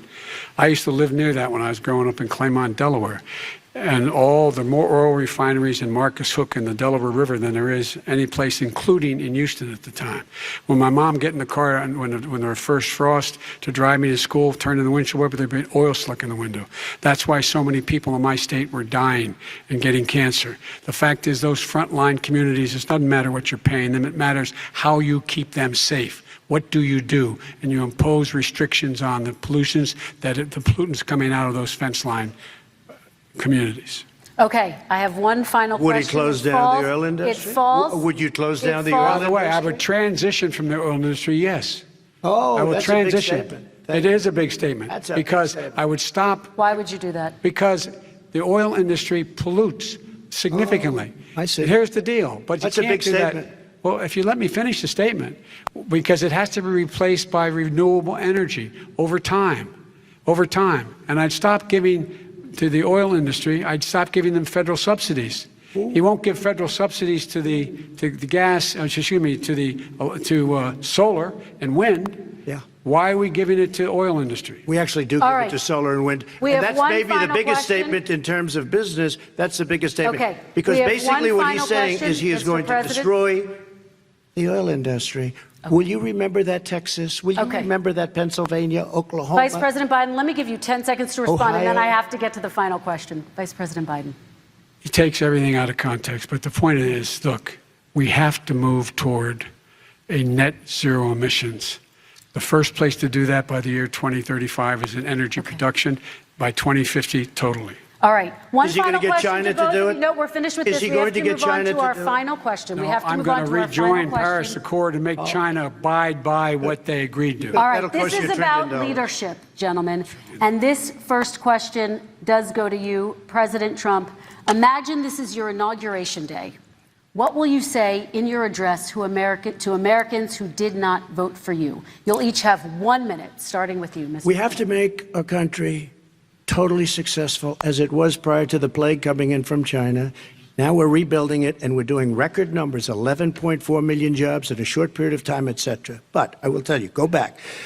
Before the plague came in, just before, I was getting calls from people that were not normally people that would call me. They wanted to get together. We had the best black unemployment numbers in the history of our country. Hispanic, women, Asian, people with diplomas, with no diplomas, MIT graduates, #1 in the class. Everybody had the best numbers. And you know what? The other side wanted to get together. They wanted to unify. Success is going to bring us together. We are on the road to success. But I'm cutting taxes, and he wants to raise everybody's taxes, and he wants to put new regulations on everything. He will kill it. If he gets in, you will have a depression, the likes of which you've never seen. Your 401ks will go to hell, and it'll be a very, very sad day for this country. All right. Vice President Biden, same question to you. What will you say during your inaugural address to Americans who did not vote for you? I will say, I'm an American president. I represent all of you, whether you voted for me or against me. And I'm going to make sure that you're represented. I'm going to give you hope. We're going to move. We're going to choose science over fiction. We're going to choose hope over fear. We're going to choose to move forward because we have enormous opportunities to make things better. We can grow this economy. We can deal with the systemic racism. And at the same time, we can make sure that our economy is being run and moved and motivated by clean energy, creating millions of new jobs. And that's the fact. That's what we're going to do. And I'm going to say, as I said at the beginning, what is on the ballot here is the character of this country. Decency, honor, respect, treating people with dignity, making sure that everyone has an even chance. And I'm going to make sure you get that. You haven't been getting it the last 4 years. All right. I want to thank you both for a very robust hour and a half, a fantastic debate. Really appreciate it. President Trump, former Vice President Joe Biden, thank you to Belmont University for hosting us tonight. And most importantly, thank you to those watching tonight. Election Day is November 3rd. Don't forget to vote. Thank you, everyone, and have a great night. Thank you. Your political reporters covering a serious medical and health issue, and they're simply not up to the task. There's a lot of confusion and misinformation. They were wrong about masks. They were wrong about ventilators. They were wrong about the curve. In today's world, there's no time for misinformation. The media's coverage of the coronavirus has been completely lopsided. And agendas. They're putting out lies and propaganda. Many studies, by the way, that the media never covered.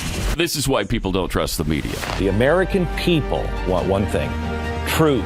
I've dug out the facts. These are facts. This is cold hard facts. You need someone you can trust with no liberal media bias. We cannot allow the Democrats and the media to strip away our God-given rights. At Blaze TV, we know the mainstream media is a joke. Where are you getting this information? Is it the mainstream media? And we're not afraid to say it. They all are left-wing hacks. You, Chris Cuomo, you are a communist sympathizer and you hate the United States of America. I have to show you how disingenuous CNN is absolutely being here. It's really incredible. How much more is this country going to take? If you're tired of the mainstream media bullshit, join us today. We are Blaze TV.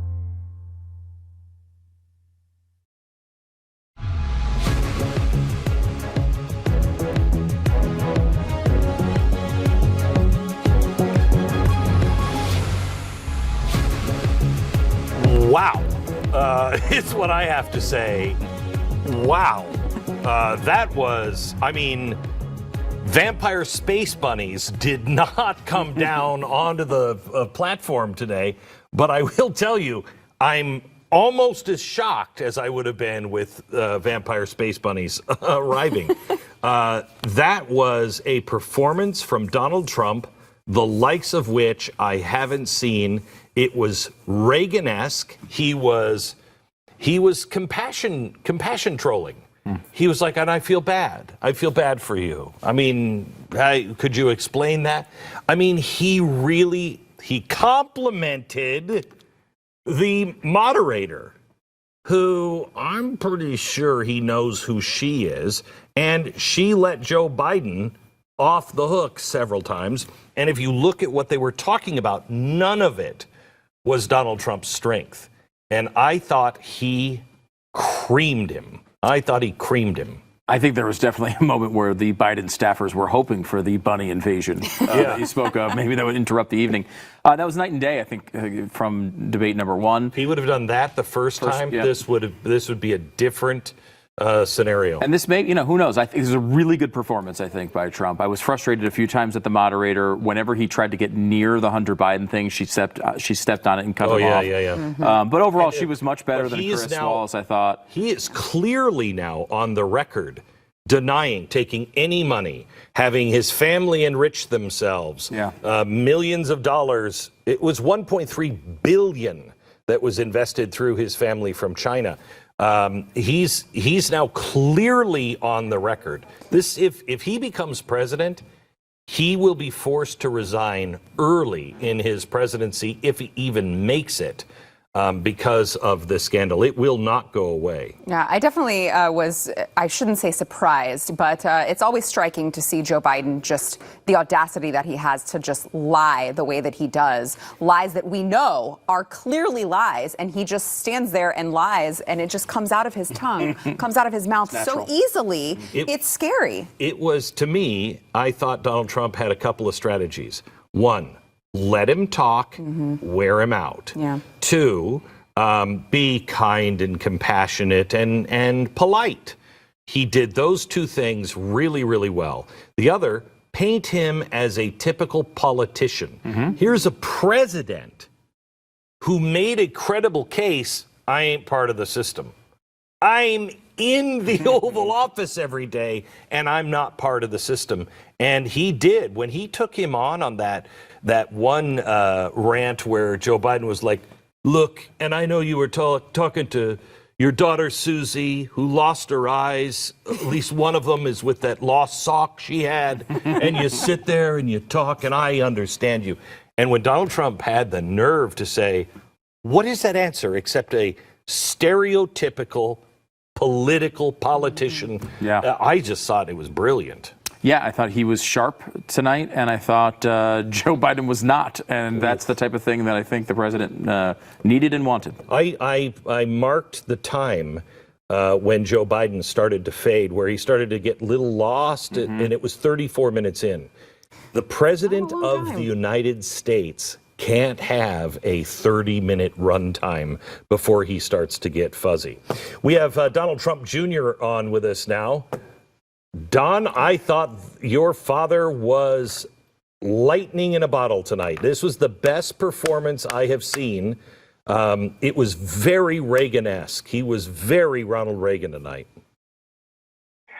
Listen, I thought it was awesome. I was watching that, and that's what we lost last time when you had sort of the constant interruption, is he didn't get to go through his record. And I love that he called out Joe Biden, which is, this is great, Joe. Your ideas, they're wonderful. Why'd you wait 47 years to implement any of them? This is what we hate about our Washington, D.C. politics. It's all talk and no action. And if you look through Donald Trump's record, you look at what he's gotten done, he had it on the tips of his finger. He pointed out to the American people, since the mainstream media refuses to do any of that, Glenn. I just thought, I don't know the strategy that he used today to be I think he was concerned trolling, where he seemed really genuine. He was not mean. He was not angry. And he boxed Joe Biden into every corner. The opening, Joe Biden seemed like the Grim Reaper. I mean, we're entering the winter of death, or whatever it was he said. Dark winter. Yeah. It was stark, the difference between the two. Yeah, 100%. And I mean, that's the reality. And that's what the Democrats have been doing with COVID all along. It's why you see the response as it relates to the blue states versus the red states. Because the Democrats don't care if you go into a lockdown. If you lose your job, if you lose your business, if you lose your livelihood, we'll put you on a government program. You'll be a Democrat voter for life. It's like their game plan at this point. This notion that, somehow New York, when he pointed out to New York as the example, when Joe Biden said New York's the example by which to follow, I go, please list me one metric where New York isn't like 49 or 50 out of 50 in terms of terrible performance. Infection rate, death rate, destruction of business, shut down business, people moving out of the state because of those same failed policies. I mean, give me one example where New York isn't like exactly what you don't want to do. Exactly right. And so, that DJT called him out on that thing was awesome.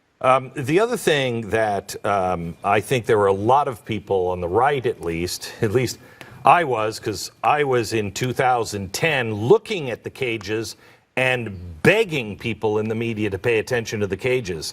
I think there were a lot of people, at least on the right, that were saying, thank God, when he said, who built the cages? Who built the cages? Who built the cages? It was frustrating that the moderator would not reinforce. Could you just answer that question on a couple of those questions?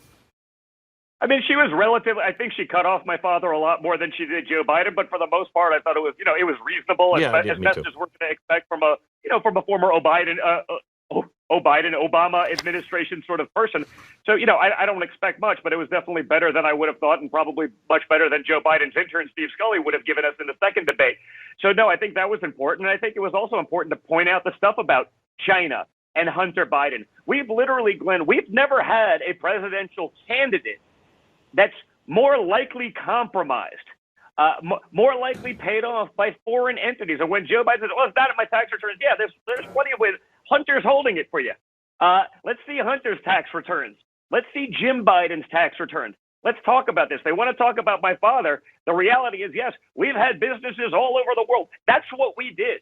Unlike Hunter Biden, we were actually international business people prior to taking office. We stopped doing new deals going forward. When Hunter got the opportunity to peddle off of his father's vice presidency, that's when he became an international businessman, magically. He offered no services. He had no skill set. That didn't stop him from making millions and millions of dollars from the Biden family. Now his partner comes out and corroborates it, and the media is pretending like this thing isn't real, like it didn't happen. The reality is this, Glenn. The Democrats and Nancy Pelosi, they impeached Donald Trump for being right about Joe Biden. Let me tell you that you have now Joe Biden on the record saying he and his family have never taken any money. They never did any business deals with China. There was never any, tit for tat. And all the documents that are coming out have all been disproven. I mean, you have him on the record 6 ways to Sunday, and especially the last one was the laptop was Russian. Your father handled that brilliantly. I thought that was awesome. But here we go again. Russia. By the way, the director of national intelligence, and more importantly, the FBI. And I don't say more importantly the FBI because they have any more credibility. I think more importantly, even they acknowledge it. And let's just face it, the FBI was part of the coup. The highest levels of the FBI, they hid the exculpatory evidence from Flynn.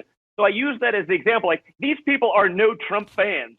And even they said, yes, there's absolutely no proof of that. But that doesn't stop Adam Schiff from going on and saying it's the gospel. It doesn't stop these people, the 50 people that Joe Biden always refers to, the partisan Democrat hacks. Oh, yeah, it's a Russian. They have no proof of this whatsoever. Frankly, everyone says it's exactly the opposite. The same never-Trumpers and the Democrats are pushing Iranian disinformation. We know that to be the case. Do you think that's because Trump is soft on Iran, or do you think it's because they want Joe Biden to win because they know he's going to give them whatever they want. Of course that's the case. It's why everyone's going to be soft on Joe Biden. It's why our intelligence agencies say China wants Joe Biden to win, because he's compromised. He's been bought and paid for. Yeah, maybe Joe doesn't have the money. It's sort of magical how he went from 300,000 income to 17 million. But, I'm sure it has nothing to do with Hunter and the S-Corps and the brother, Jim, all the money they're probably holding. Guess what? I wouldn't get the benefit of the doubt, Glenn, if they said, hey, D is going to get 10 million and hold 10 for the big guy. I wouldn't get that. They're like, well, we have no idea who H is. There's 3 people in the email. Only one of their names starts with H. I mean, what does anyone believe is going on? That they're pretending that this is Russian disinformation. I didn't get that same benefit of the doubt, Glenn. I didn't have any benefit of the doubt when they tried pinning, much less, frankly, than what Hunter Biden did, but they accused me of doing things similar. Hunter Biden did about 1,000 times what I was accused of doing. Turns out it was nothing. It didn't stop them from dragging me through the mud for 3 years. It didn't stop me from having to do 30 hours of testimony. It didn't stop them from running with no basis whatsoever that Donald Trump is an agent of Russia. So all of these quote-unquote journalists who are pretending that this doesn't meet their standard, if it doesn't meet the standard, why wouldn't the Biden campaign just come out and say the emails are not real?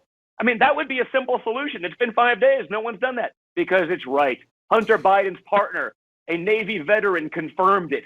Can we stop playing this game? We may give the presidency to a guy that could be bought and paid for by Ukraine, Russia, China, and who knows who else.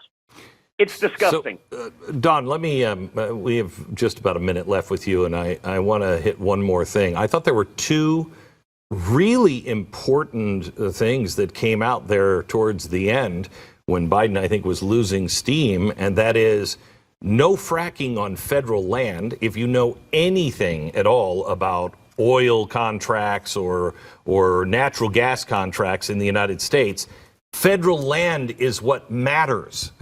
If you close down federal land, you're pretty much closing up fracking to a great extent. And then I will shut down the oil industry. 15 years to go from where we are to all electric. And if you're doing electric, where's that power coming from? It's coal powered. It's not electric power. It's coal powered. Yeah, or natural gas powered. That's the reality. And no one talks about that.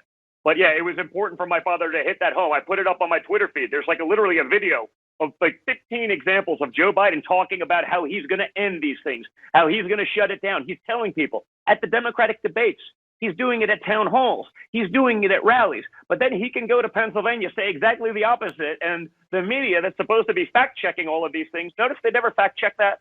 They just let him get away with it because they know it would hurt him in Pennsylvania, just like they know his crime bill and his issues on race. I was so glad my father was able to talk about his successes, the things that he was able to do as it relates to the African-American community, the Hispanic community, and everyone else, frankly, as it relates to prison reform to right the wrongs of Joe Biden's disastrous 90s crime bill that put so many families away, that, by the way, created problems for families because we all know fatherless families, the statistics don't work out all that well. Joe Biden put tens of thousands of these people in jail, but now he's going to fix it. No one believes it anymore, and Joe Biden was called out tonight and called out, in the words of Donald Trump, bigly. Donald Trump Jr., thank you so much. God bless, and our best to your father and to all the people who are out on the road with him. Stay safe. Thank you so much, Don. I think the Blaze is the only group that actually went to DHS and asked them for a statement on these missing children story. Okay, because that doesn't make sense. These children, where are the parents? Mm-hmm. If you left your kid, either one of you had the government of Mexico, you were crossing, and the government of Mexico had your kid for 2 years or whatever it is, where would you be? I would not turn around and go home and forget about it. Right? Yeah, you'd be standing outside of whatever facility the kid was in. Banging down the doors. And you would find every parent that you knew of these 500, and you would try to get international press because they would listen to you. So it didn't feel right to us. Right. So the Blaze asked Chase Jennings from the Department of Homeland Security, This is the response from official Homeland Security. This narrative has been dispelled on numerous occasions. DHS has taken every step to facilitate the reunification of these families where the parents wanted such reunification to occur. The simple fact is, after contact was made with the parents to reunite them with their children, many parents have refused. In the current litigation, for example, out of the parents of 485 children whom plaintiff's counsel have been able to contact, they have yet to identify a single family that wants their child reunited with them in their country. The result is the children remain in the U.S. while the parents remain in their home country. The reunification process is a whole of government approach involving CBP, ICE, and HHS. What kind of parent? Don't play on my heartstrings about these poor parents that haven't been united with their children and the children that haven't been reunited. What parent allows a child to stay in government custody instead of coming home? Well, that's what has made this talking point from the left so despicable, because they know that. It's not like they don't know that. They understand that these children are being brought here by coyotes, that these children are being brought here by other people, or that the parents are just simply, taking them and dropping them off and turning around and leaving. They know that, and yet they still continue with this narrative, this talking point that, children are being separated from they're being ripped from their parents at the border. Right. They're being ripped apart. Families are being ripped apart at the border, and they simply know that that's not true. And that's what's been so frustrating about this talking point, and that's what was so frustrating hearing Joe Biden tell that bold-faced lie again tonight, that parents were waiting to be reunified. They all know that that's not true. And we should at least have a word of defense for the parents in the other country, because some of these kids could have been really annoying. That's true. And they just been like, I had to leave them there. That's a great I want to be across the border. I do have a baby who screams all the time, Yeah, so I know. can kind of understand right now. Let's say this. If you're a parent and you're in a part of the country where it's really bad drugs, you have no chance of making it. It's better to leave your kid. I could see this happening where it would tear my heart out, but they have a better chance of survival in America on their own than they would back home. Well, that's a different story. And some of these stories are that way, right? I mean, right. Like they're in a lot of violence, and they want to get them out no matter what.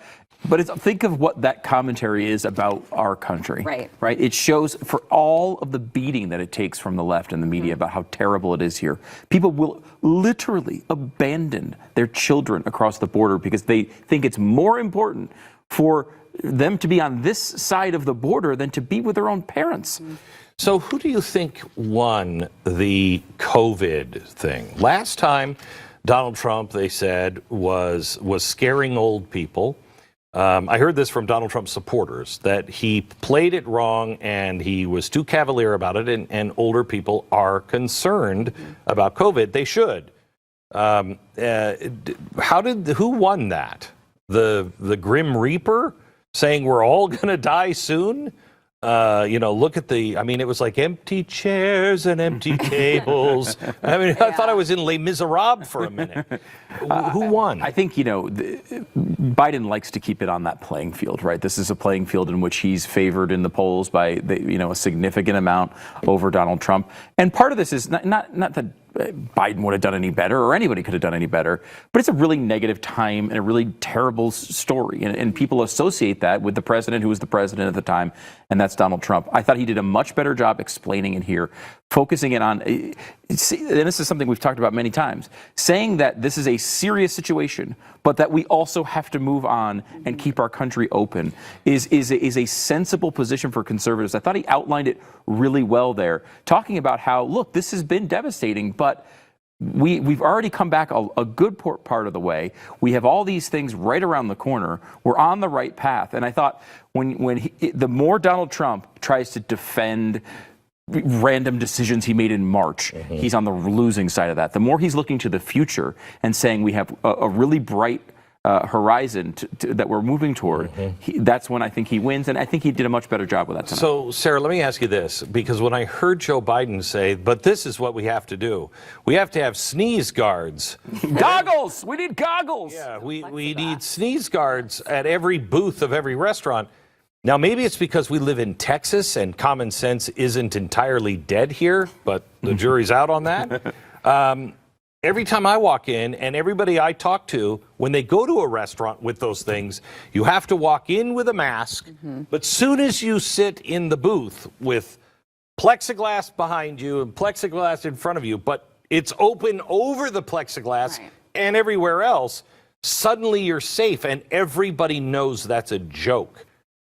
Was that an effective, this is my plan? Well, first of all, I don't know why you don't appreciate science, which tells you that obviously COVID can't travel within a certain very heavy range. Very heavy, goes right to the ground. Yeah, no, I would agree with you, and I do think that President Trump resonated with the average American person when he also brought up, after Joe Biden said that, he brought up the fact small businesses can't afford to do that. They can't afford to transform their restaurants, their nail salons, all of their places of business to put all of these, structures in place because you think that it makes people feel safer. I also think that he resonated with the American people because he did need to course correct a little bit from the first debate, but I think that he did that because it was essential that he reminded people we do need to protect our elderly. We do need to protect people with health conditions. We do need to protect people with diabetes. He made sure to bring those people up and say, I'm not saying we don't need to protect them. I'm just saying, like Stu, like you said, I'm just saying we have to move on. We have to open up the schools, which I think was important for the suburban moms to hear as well. So I do think that President Trump won that exchange, although I will say,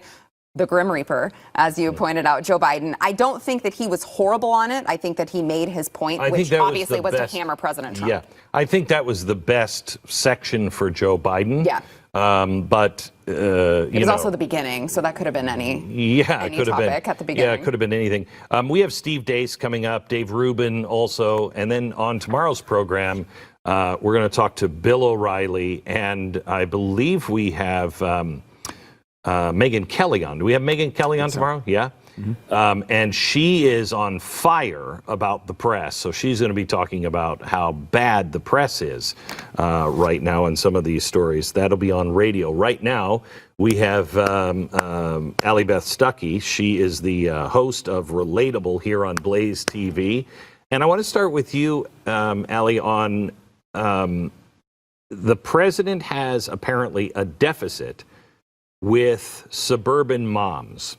I think they probably feel that he is unstable, unkind, and they don't want a world in which, they see our leaders doing these kinds of things.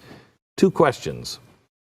Do you think the president made them feel better at all tonight? Is one night enough this close to the election? And two, do these same people, do you think a dent was made at all on the corruption of Joe Biden? Okay, first question. I think that if your concern as a suburban woman is that Trump is a bully, he's too bombastic, you don't like that kind of person being an example for your kids, then tonight, of course, was much better than the first debate. As far as the substance of what he was talking about, possibly. I think that he did a really good job defending his positions and going into attack mode on Joe Biden where it mattered. Now, as far as Joe Biden's corruption, I'm not sure that's a story that's going to resonate with suburban moms. I also don't think the Russian collusion story, even for suburban moms that don't like Trump, really resonated. They are very concerned from what I see on social media from the people I follow, even the women that I'm friends with that are pretty conservative in other ways. It's a lot more about personality, personal failures, personal flaws. Those things aren't going to come out in a debate quite as much.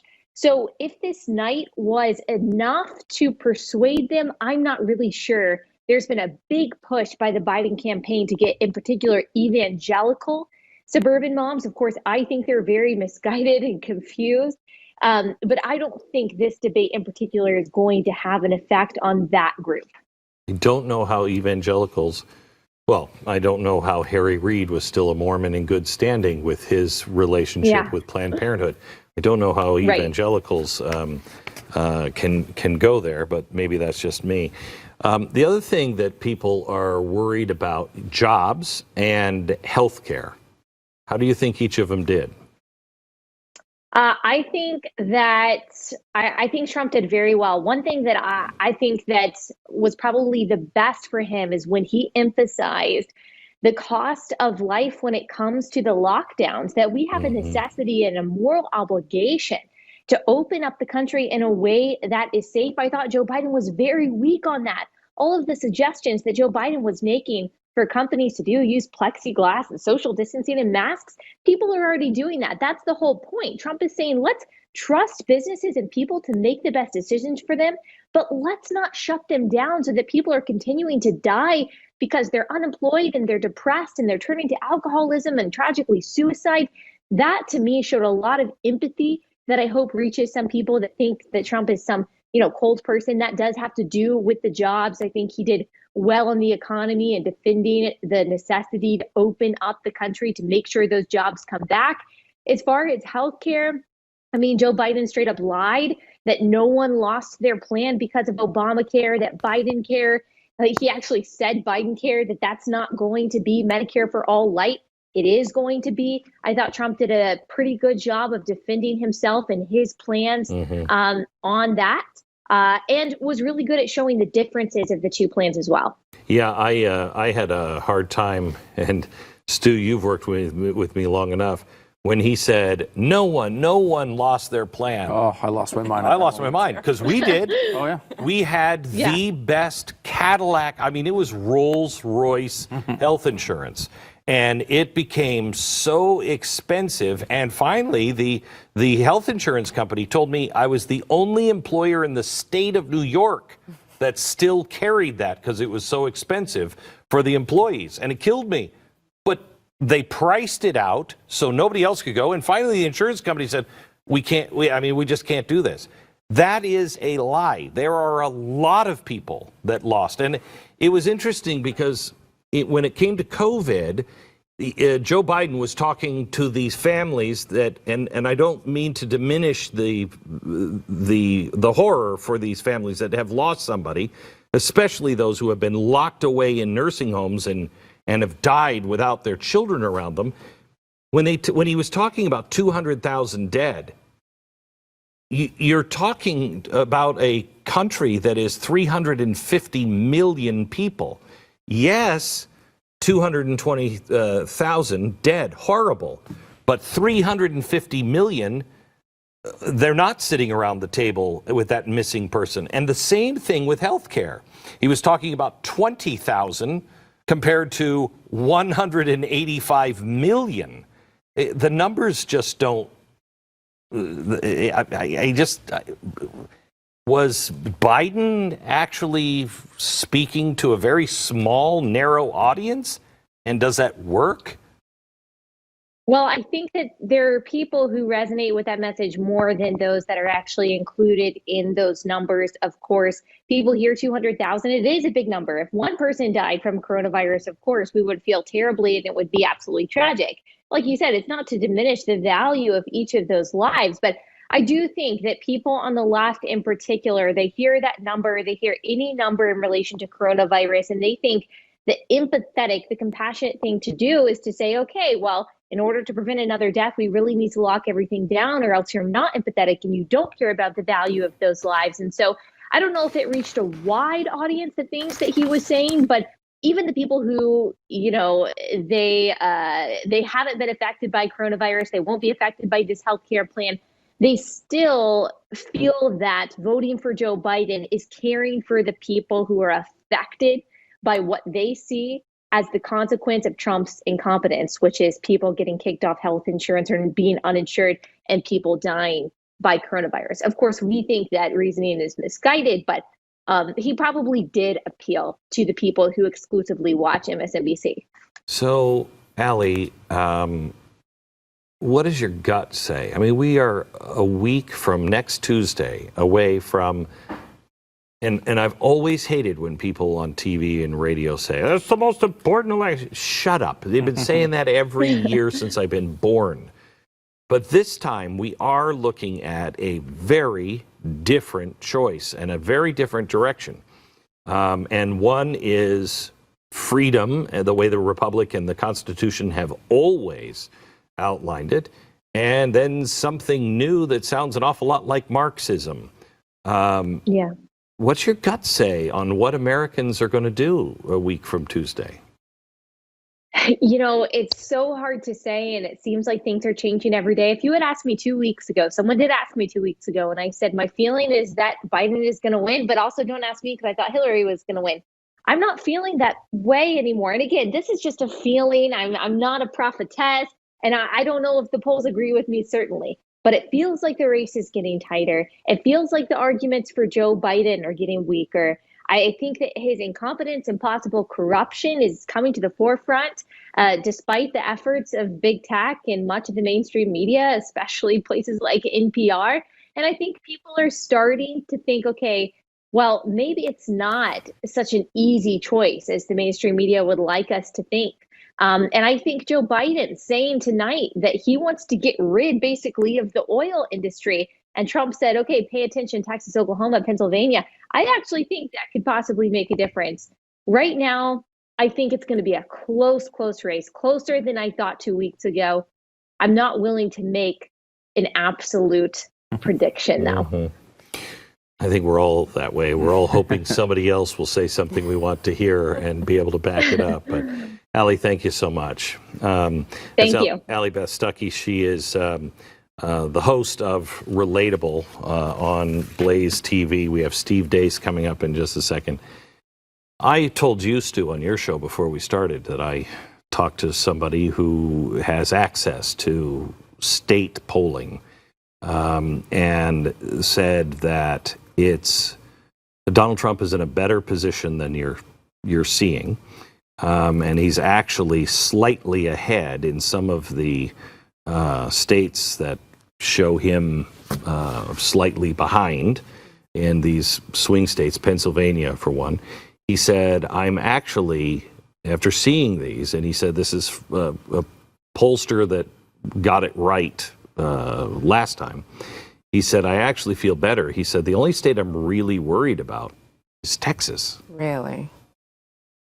Yeah, I mean, look, I think if Texas goes to the Democrats, Donald Trump's already lost, right? Like, Texas is not going to make the difference in this election. It's a must-win, of course, for Donald Trump, but it's incredibly unlikely, I think, that would be the difference. It would be a situation where we have a very wide gap, and Texas falls after Pennsylvania and Florida and Arizona and North Carolina have already fallen. But you never know. Sometimes the weirdest things happen, and the demographics of Texas are changing. It's interesting to watch him as opposed to that first debate, where those are two shades of the same person, right? Like sometimes you see with politicians, they get in trouble because they try to be something they're not. Marco Rubio trying to be Mr. Slapstick insult comic for one debate inexplicably last time. He was the insult dog. He was the insult comic dog. Yeah, he was. And it just didn't work. It wasn't authentic at all. This was authentically Trump. I think actually both of those debates were authentically Trump. The one he had tonight, if that was Trump all the time, I think he's in a much better position. And that's a winning Donald Trump I thought he presented tonight. If Donald Trump behaves this way, and he is seen a lot.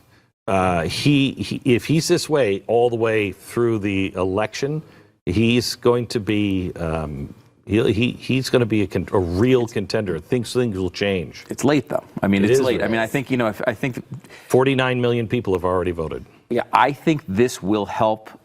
Narrow the race a little bit. I think he showed he made some people who were uncomfortable voting for him after watching that last debate feel okay about it this time. And that was a big part of his goal coming into this tonight.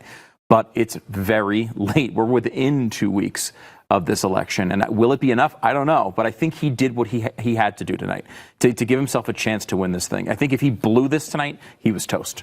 And I thought he performed well. I thought he was better than Biden. And I think he did himself some favors tonight. I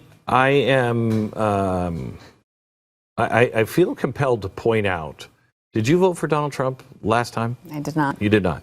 I feel compelled to point out the rest of this broadcast, you're talking to Glenn Beck, who was not just not voting for him, was dead set against him. Stu, you didn't vote for him, did you? You didn't vote. No. Steve Deace didn't vote. He's coming up in a minute. And Dave Rubin. Did you vote for Donald Trump the first time around, Dave?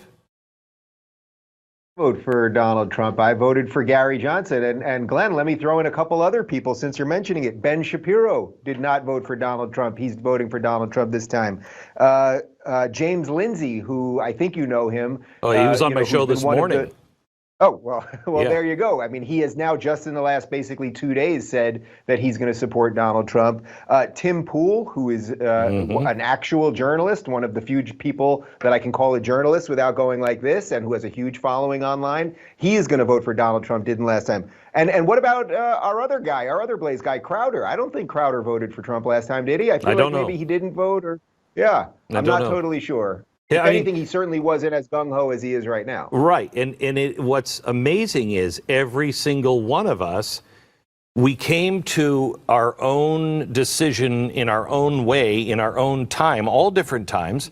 And we can't be alone because we're not. I don't think anybody in that crew is holding their nose to vote for Donald Trump. I'm there. I am there. I'm there, man. I mean, I'm shocked that this is what I'm telling you, honestly. Like, I'm shocked that I'm there, but I am really, really there. I think the confluence of big tech and mainstream media and the absolute corruption of the Democratic Party and the future of the left, which is a deep, dark socialist future, you add all of those things up. And if that is going to put me in the camp with the guy that's orange with the crazy hair, who for some reason is the last guy guarding the gate, he's the last guy keeping the barbarians out. I refuse to be one of the people, one of the elites who knows he's doing the right thing, but instead of backing him is saying, ha ha, look at the guy guarding the gate. You know, I don't like the way he talks, or he uses ketchup when he eats steak. And that's what these guys are doing. He's taking critical race theory out of the universities. He flipped Title IX. He's trying to get the country reopened. He's doing the things that good liberals are supposed to want. And that's the group of people that I think is the most undecided right now. You know, the former me type people, let's say. And I think I just can't stand by and not support the guy that's doing it, even if I have some reservations about him at some level. He's a politician. Of course I have some reservations about him. So tell me, as a classic liberal, somebody that understands freedom and also was, with the Young Turks for a while. So you were why do you keep reminding me of that, man? Now. I mean, it never ends with you. People remind me that I called Barack Obama a racist, which I contend at this point.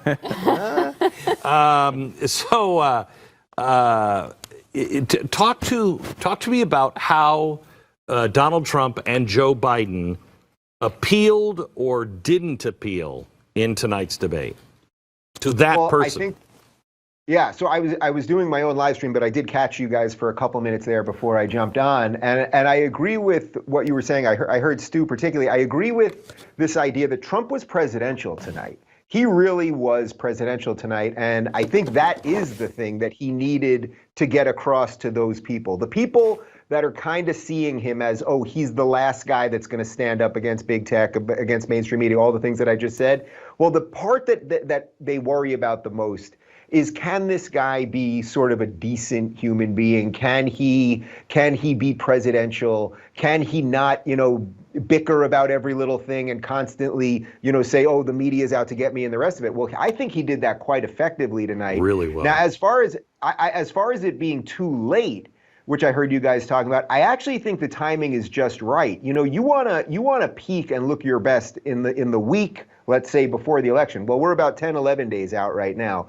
And we know there'll still be more surprises, and who knows what's going to happen with Hunter and the laptop. But I think, Glenn, last time we spoke, the idea that I'm focused on more than anything else right now is that we are in a reality war. And depending on what news channel you watch, you're gonna hear one version of the stories about Hunter and all of that stuff, and maybe you'll care about it and maybe you won't. But if you watch another channel, they'll either ignore it or tell it a totally different way.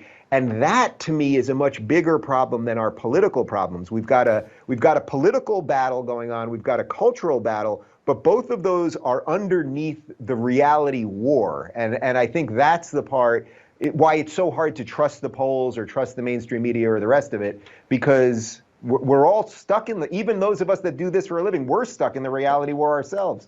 Well, that's what, I talked to James Lindsay today. Fascinating. I just love the guy.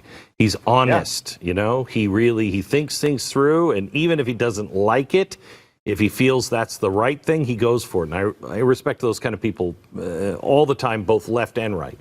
Glenn, can I tell you something? Can I tell you something quick about James? Yeah. So I've known James for a couple of years. He's been on my show a few times, and we've privately, over the past few months, I've basically been, I don't know that he's going to be thrilled that I'm saying this, but I think he'll be okay. I've basically privately been saying to him, James, the end conclusion for a guy like you is, if you've devoted your life to fighting identity politics, to fighting critical race theory, well, then you have to back the guy who's doing it.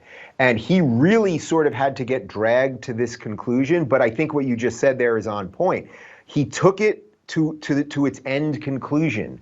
And if you want people to truly live free, and you don't want us all to have jobs because of quotas, racial and sexual and gender quotas, well, then you have to vote for the guy who's fighting it. So a guy who's a liberal at heart, probably more lefty than me, I'm sure more lefty than me at this point, he took it to the end conclusion, and the end conclusion was, I have to support Trump. I think that's pretty fascinating. He went from never Trump to I don't like either of them, to never Biden, to now pro-Trump. I mean, he went the full circle and fought it. And I think one of the things that really pushed him over the edge was the silencing of media organizations like the Post, like the Blaze, like you, like us. That really bothered him. Do you think that is something that will play to a lot of people who are still maybe undecided? Did the media cross the Rubicon with their own arrogance of thinking that they can just tell people what's important, what's not, what's true and what's not, and get away with it today? My gut feeling on this is yes, that we don't even realize the depth to how deep their loss of influence actually is. That if it wasn't for a bunch of us, and we sort of have to do it at some level, if it wasn't for a bunch of us talking about how bad CNN is, nobody would know CNN was on anymore. Mm-hmm. That's the strange game that we're all sort of stuck in, because mainstream exists and we want to correct its errors, and then in a weird way we shine a light on mainstream. Yeah. While in many ways we are getting more views, we are getting more influence, and have far more trust, and usually in most cases, and I always say this, I'm not a journalist, but I think in most cases we're doing a better job at telling people the truth, or at least something that is in the realm of the truth. Because at least an honest attempt to tell the truth. Exactly. That's what it is. I can't sit here and tell you that I'm right about exactly everything, but I'm giving you my darndest take that is honest, so that hopefully you can form your own opinions about these things. I mean, the subtitle of my book was "Thinking for Yourself," right? I mean, think for yourself in the age of unreason. That's what we're in right now. So I think mainstream media has lost it to a degree that we're not going to understand till after the election. That being said, for as confident as I am at the moment, and while I did think Trump did a nice job tonight, this machine, you've been fighting this machine for longer than I have, Glenn, and it can transform and recalibrate itself and do all sorts of crazy twists and turns over the next 10 days. And what that means, I don't know. But if I can quickly make a Star Wars reference here, because I can always get one in there somehow. Palpatine in the prequels, what did he do? He started a war, right? He started a war between the Republic and the Separatists, and he controlled both sides. And finally, when he had enough power, he shut down the Separatists, right? He shut down the droid army, and then he ruled everything. And I sense that if Biden wins, that in effect, why wouldn't at that point big tech just take us all out? There'll be nothing any of us can do, because they'll have the power of tech and the power of government. Trump is the last thing that stands in between those two things. I will tell you, Dave, I've been saying this since 2005, 5 and saying warning, warning, warning, and everybody was telling me, I'm not afraid, and I just want to give a Star Wars reference myself. Oh, you will be. You will be. Thanks. I appreciate it, Dave. Dave Rubin. You can find his program online. His book is Don't Burn This Book. And you can also find his show right here on Blaze TV. Let me just say this before we go to a guy who really knows the numbers and has been on the inside of campaigns for a long time. Before we go there, you see how media is being squashed. Any voices that disagree with the lies that are going on right now, it is amazing. If these were lies and we could show, we've been skeptical on the laptop even, but there's one thing about being skeptical and doing your own homework and following it through, and another of just being blind to the truth and lying about it because you want your side to win. That's what's happening in the media. We had the editor of the New York Post on today. He talked about that on radio, and we also went into the story that the Post broke that they are hiring Chinese digital experts, people who design algorithms. That they have, 8 or 12 people from on H-1B visas at Facebook designing the hate speech algorithms. And I don't know if they're bringing their knowledge from that, super state, that Death Star of China over here, or worse, is Facebook teaching China how to do it even better over there. There is unbelievable power in the truth, and there is also real strength in numbers. We need your help. We need your help to bring the truth in spite of the media and big techs, all of their efforts to censor stories. It's big tech after big tech after big tech. They're all in the same boat. And when this election happens, depending on how it goes, if there is any kind of trouble, they are going to censor and throttle us. And we won't be able to communicate on social media. I urge you to go to glennbeck.com and sign up for my email newsletter. It's free. I urge you to go to theblaze.com, make that your homepage so you are getting the news every day and you're not expecting social media platforms to tell you the truth and to give you what we are printing. But I also, if you would, I would like to invite you to become a team member at Blaze TV. I think we are the largest independent conservative media group now in the world. It is amazing what this audience has built over the last 10 years. And we are giving our most important discount ever. If you enter the promo code BLAZE at blazetv.com, you're going to get $30, 30% off a 1-year subscription. You're going to get the most pro-America, pro-free speech, and a group of people that actually try to tell you the truth, even if it is at our own expense. The truth is more important than anything. And all of the content is live and also on demand. Go to blazetv.com/Glenn and use the promo code either Glenn or Blaze. All right, Steve Deace. I want to ask you, as a guy who watches these things closely, usually from inside of a campaign, how did the president do? How did Joe Biden come off? And will any of this make a difference at this point?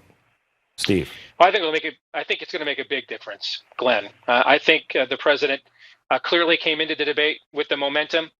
I think that the momentum has shifted quite a bit in the couple of weeks since we last had the two of them on stage, and since he got out of the hospital, and since the confirmation of Amy Coney Barrett.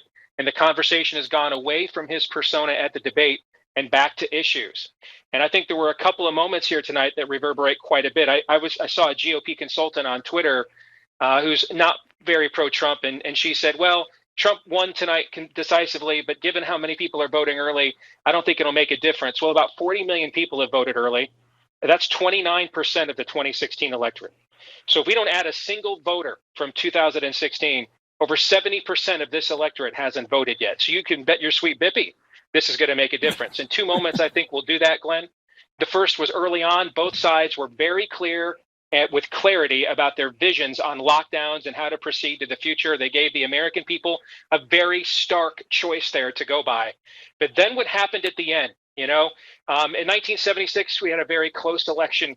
And Gerald Ford, a lot of people think he lost because of a gaffe that he had in a one debate against Jimmy Carter, where he was insistent that Poland was not a communist country. And it made him look in disarray, confused, etc. Joe Biden voluntarily, unwittingly walking into, I'm going to end modernity. I'm going to shut down the oil industry. I think if I've got friends of mine on the Trump campaign, listen to what I'm about to say. If you guys don't park right here for the next 12 days, and you guys don't replay this like it's frickin' Stairway to Heaven, man, or Freebird, for the next 12 days, you're all fired, and you never should work in GOP political circles ever again, because Biden just handed you 270 electoral college votes with that soundbite. I will tell you that not only did he say he was going to end oil, he also finally said what the line was on fracking, and that is not on federal land.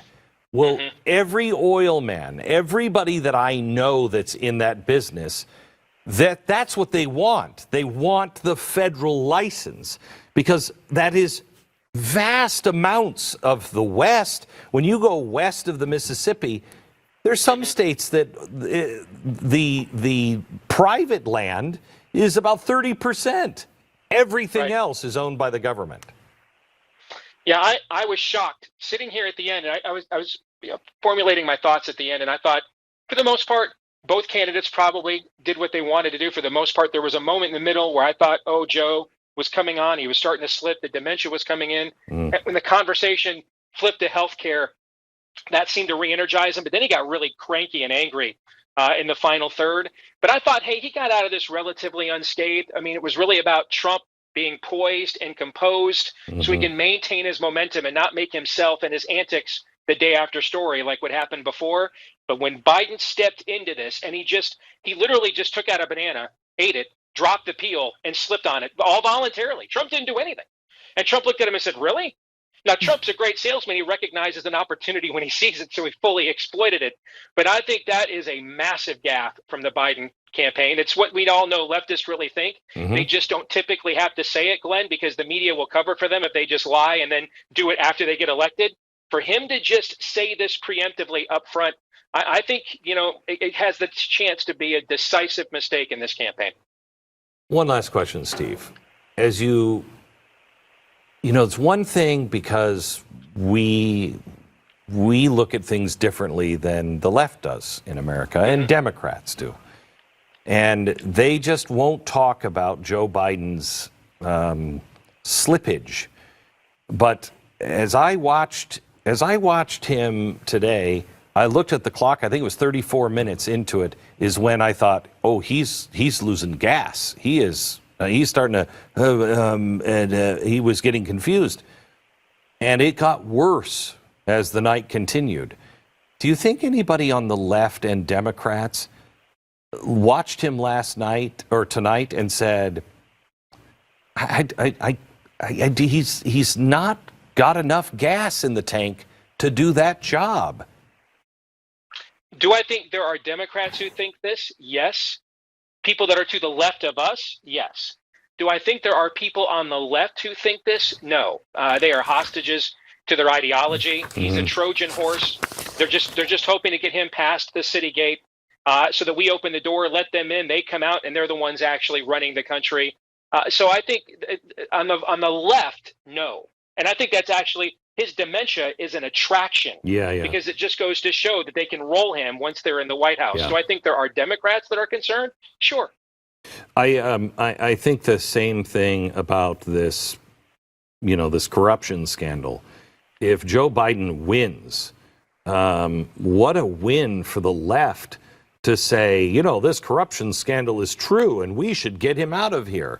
And all of a sudden, you've got Kamala as your president, and they look like they're, champions of fighting corruption. It's going to be an interesting few months ahead of us. Steve, thank you. Appreciate it. You bet. We'll see you on the radio tomorrow. Okay, on tomorrow's radio program begins at 9 a.m. Eastern, 6 Pacific. We have Bill O'Reilly. Who else do we have? Megyn Kelly, Bill O'Reilly. Gavin McInnes is going to be on with us. Anxious to talk to him because he is the guy who kind of started the Proud Boys as a joke. And now Iran and Russia use the Proud Boys and directly targeted Democrats. Yeah, and if you remember last time that there was a big moment in the debate when Biden said, disavow the Proud Boys because of Charlottesville. If you go back and look at what the Proud Boys did with Charlottesville, Gavin himself said he didn't want to go because he didn't want to be associated with white supremacists. Right. It's like exact opposite story as Joe Biden was telling, which is common occurrence. All right, we will see you tomorrow. Thank you so much for watching The Blaze. How about Sarah coming in on the first day back? This is big. Are you coming back full time to work? I can't tell you that yet. I don't know. I'd max that time out. That would be like mid-2021. Well, your son Stetson is so cute. Thank you. Thank you. It's good to be here. All right. Thank you so much. We'll see you tomorrow on radio. Good night.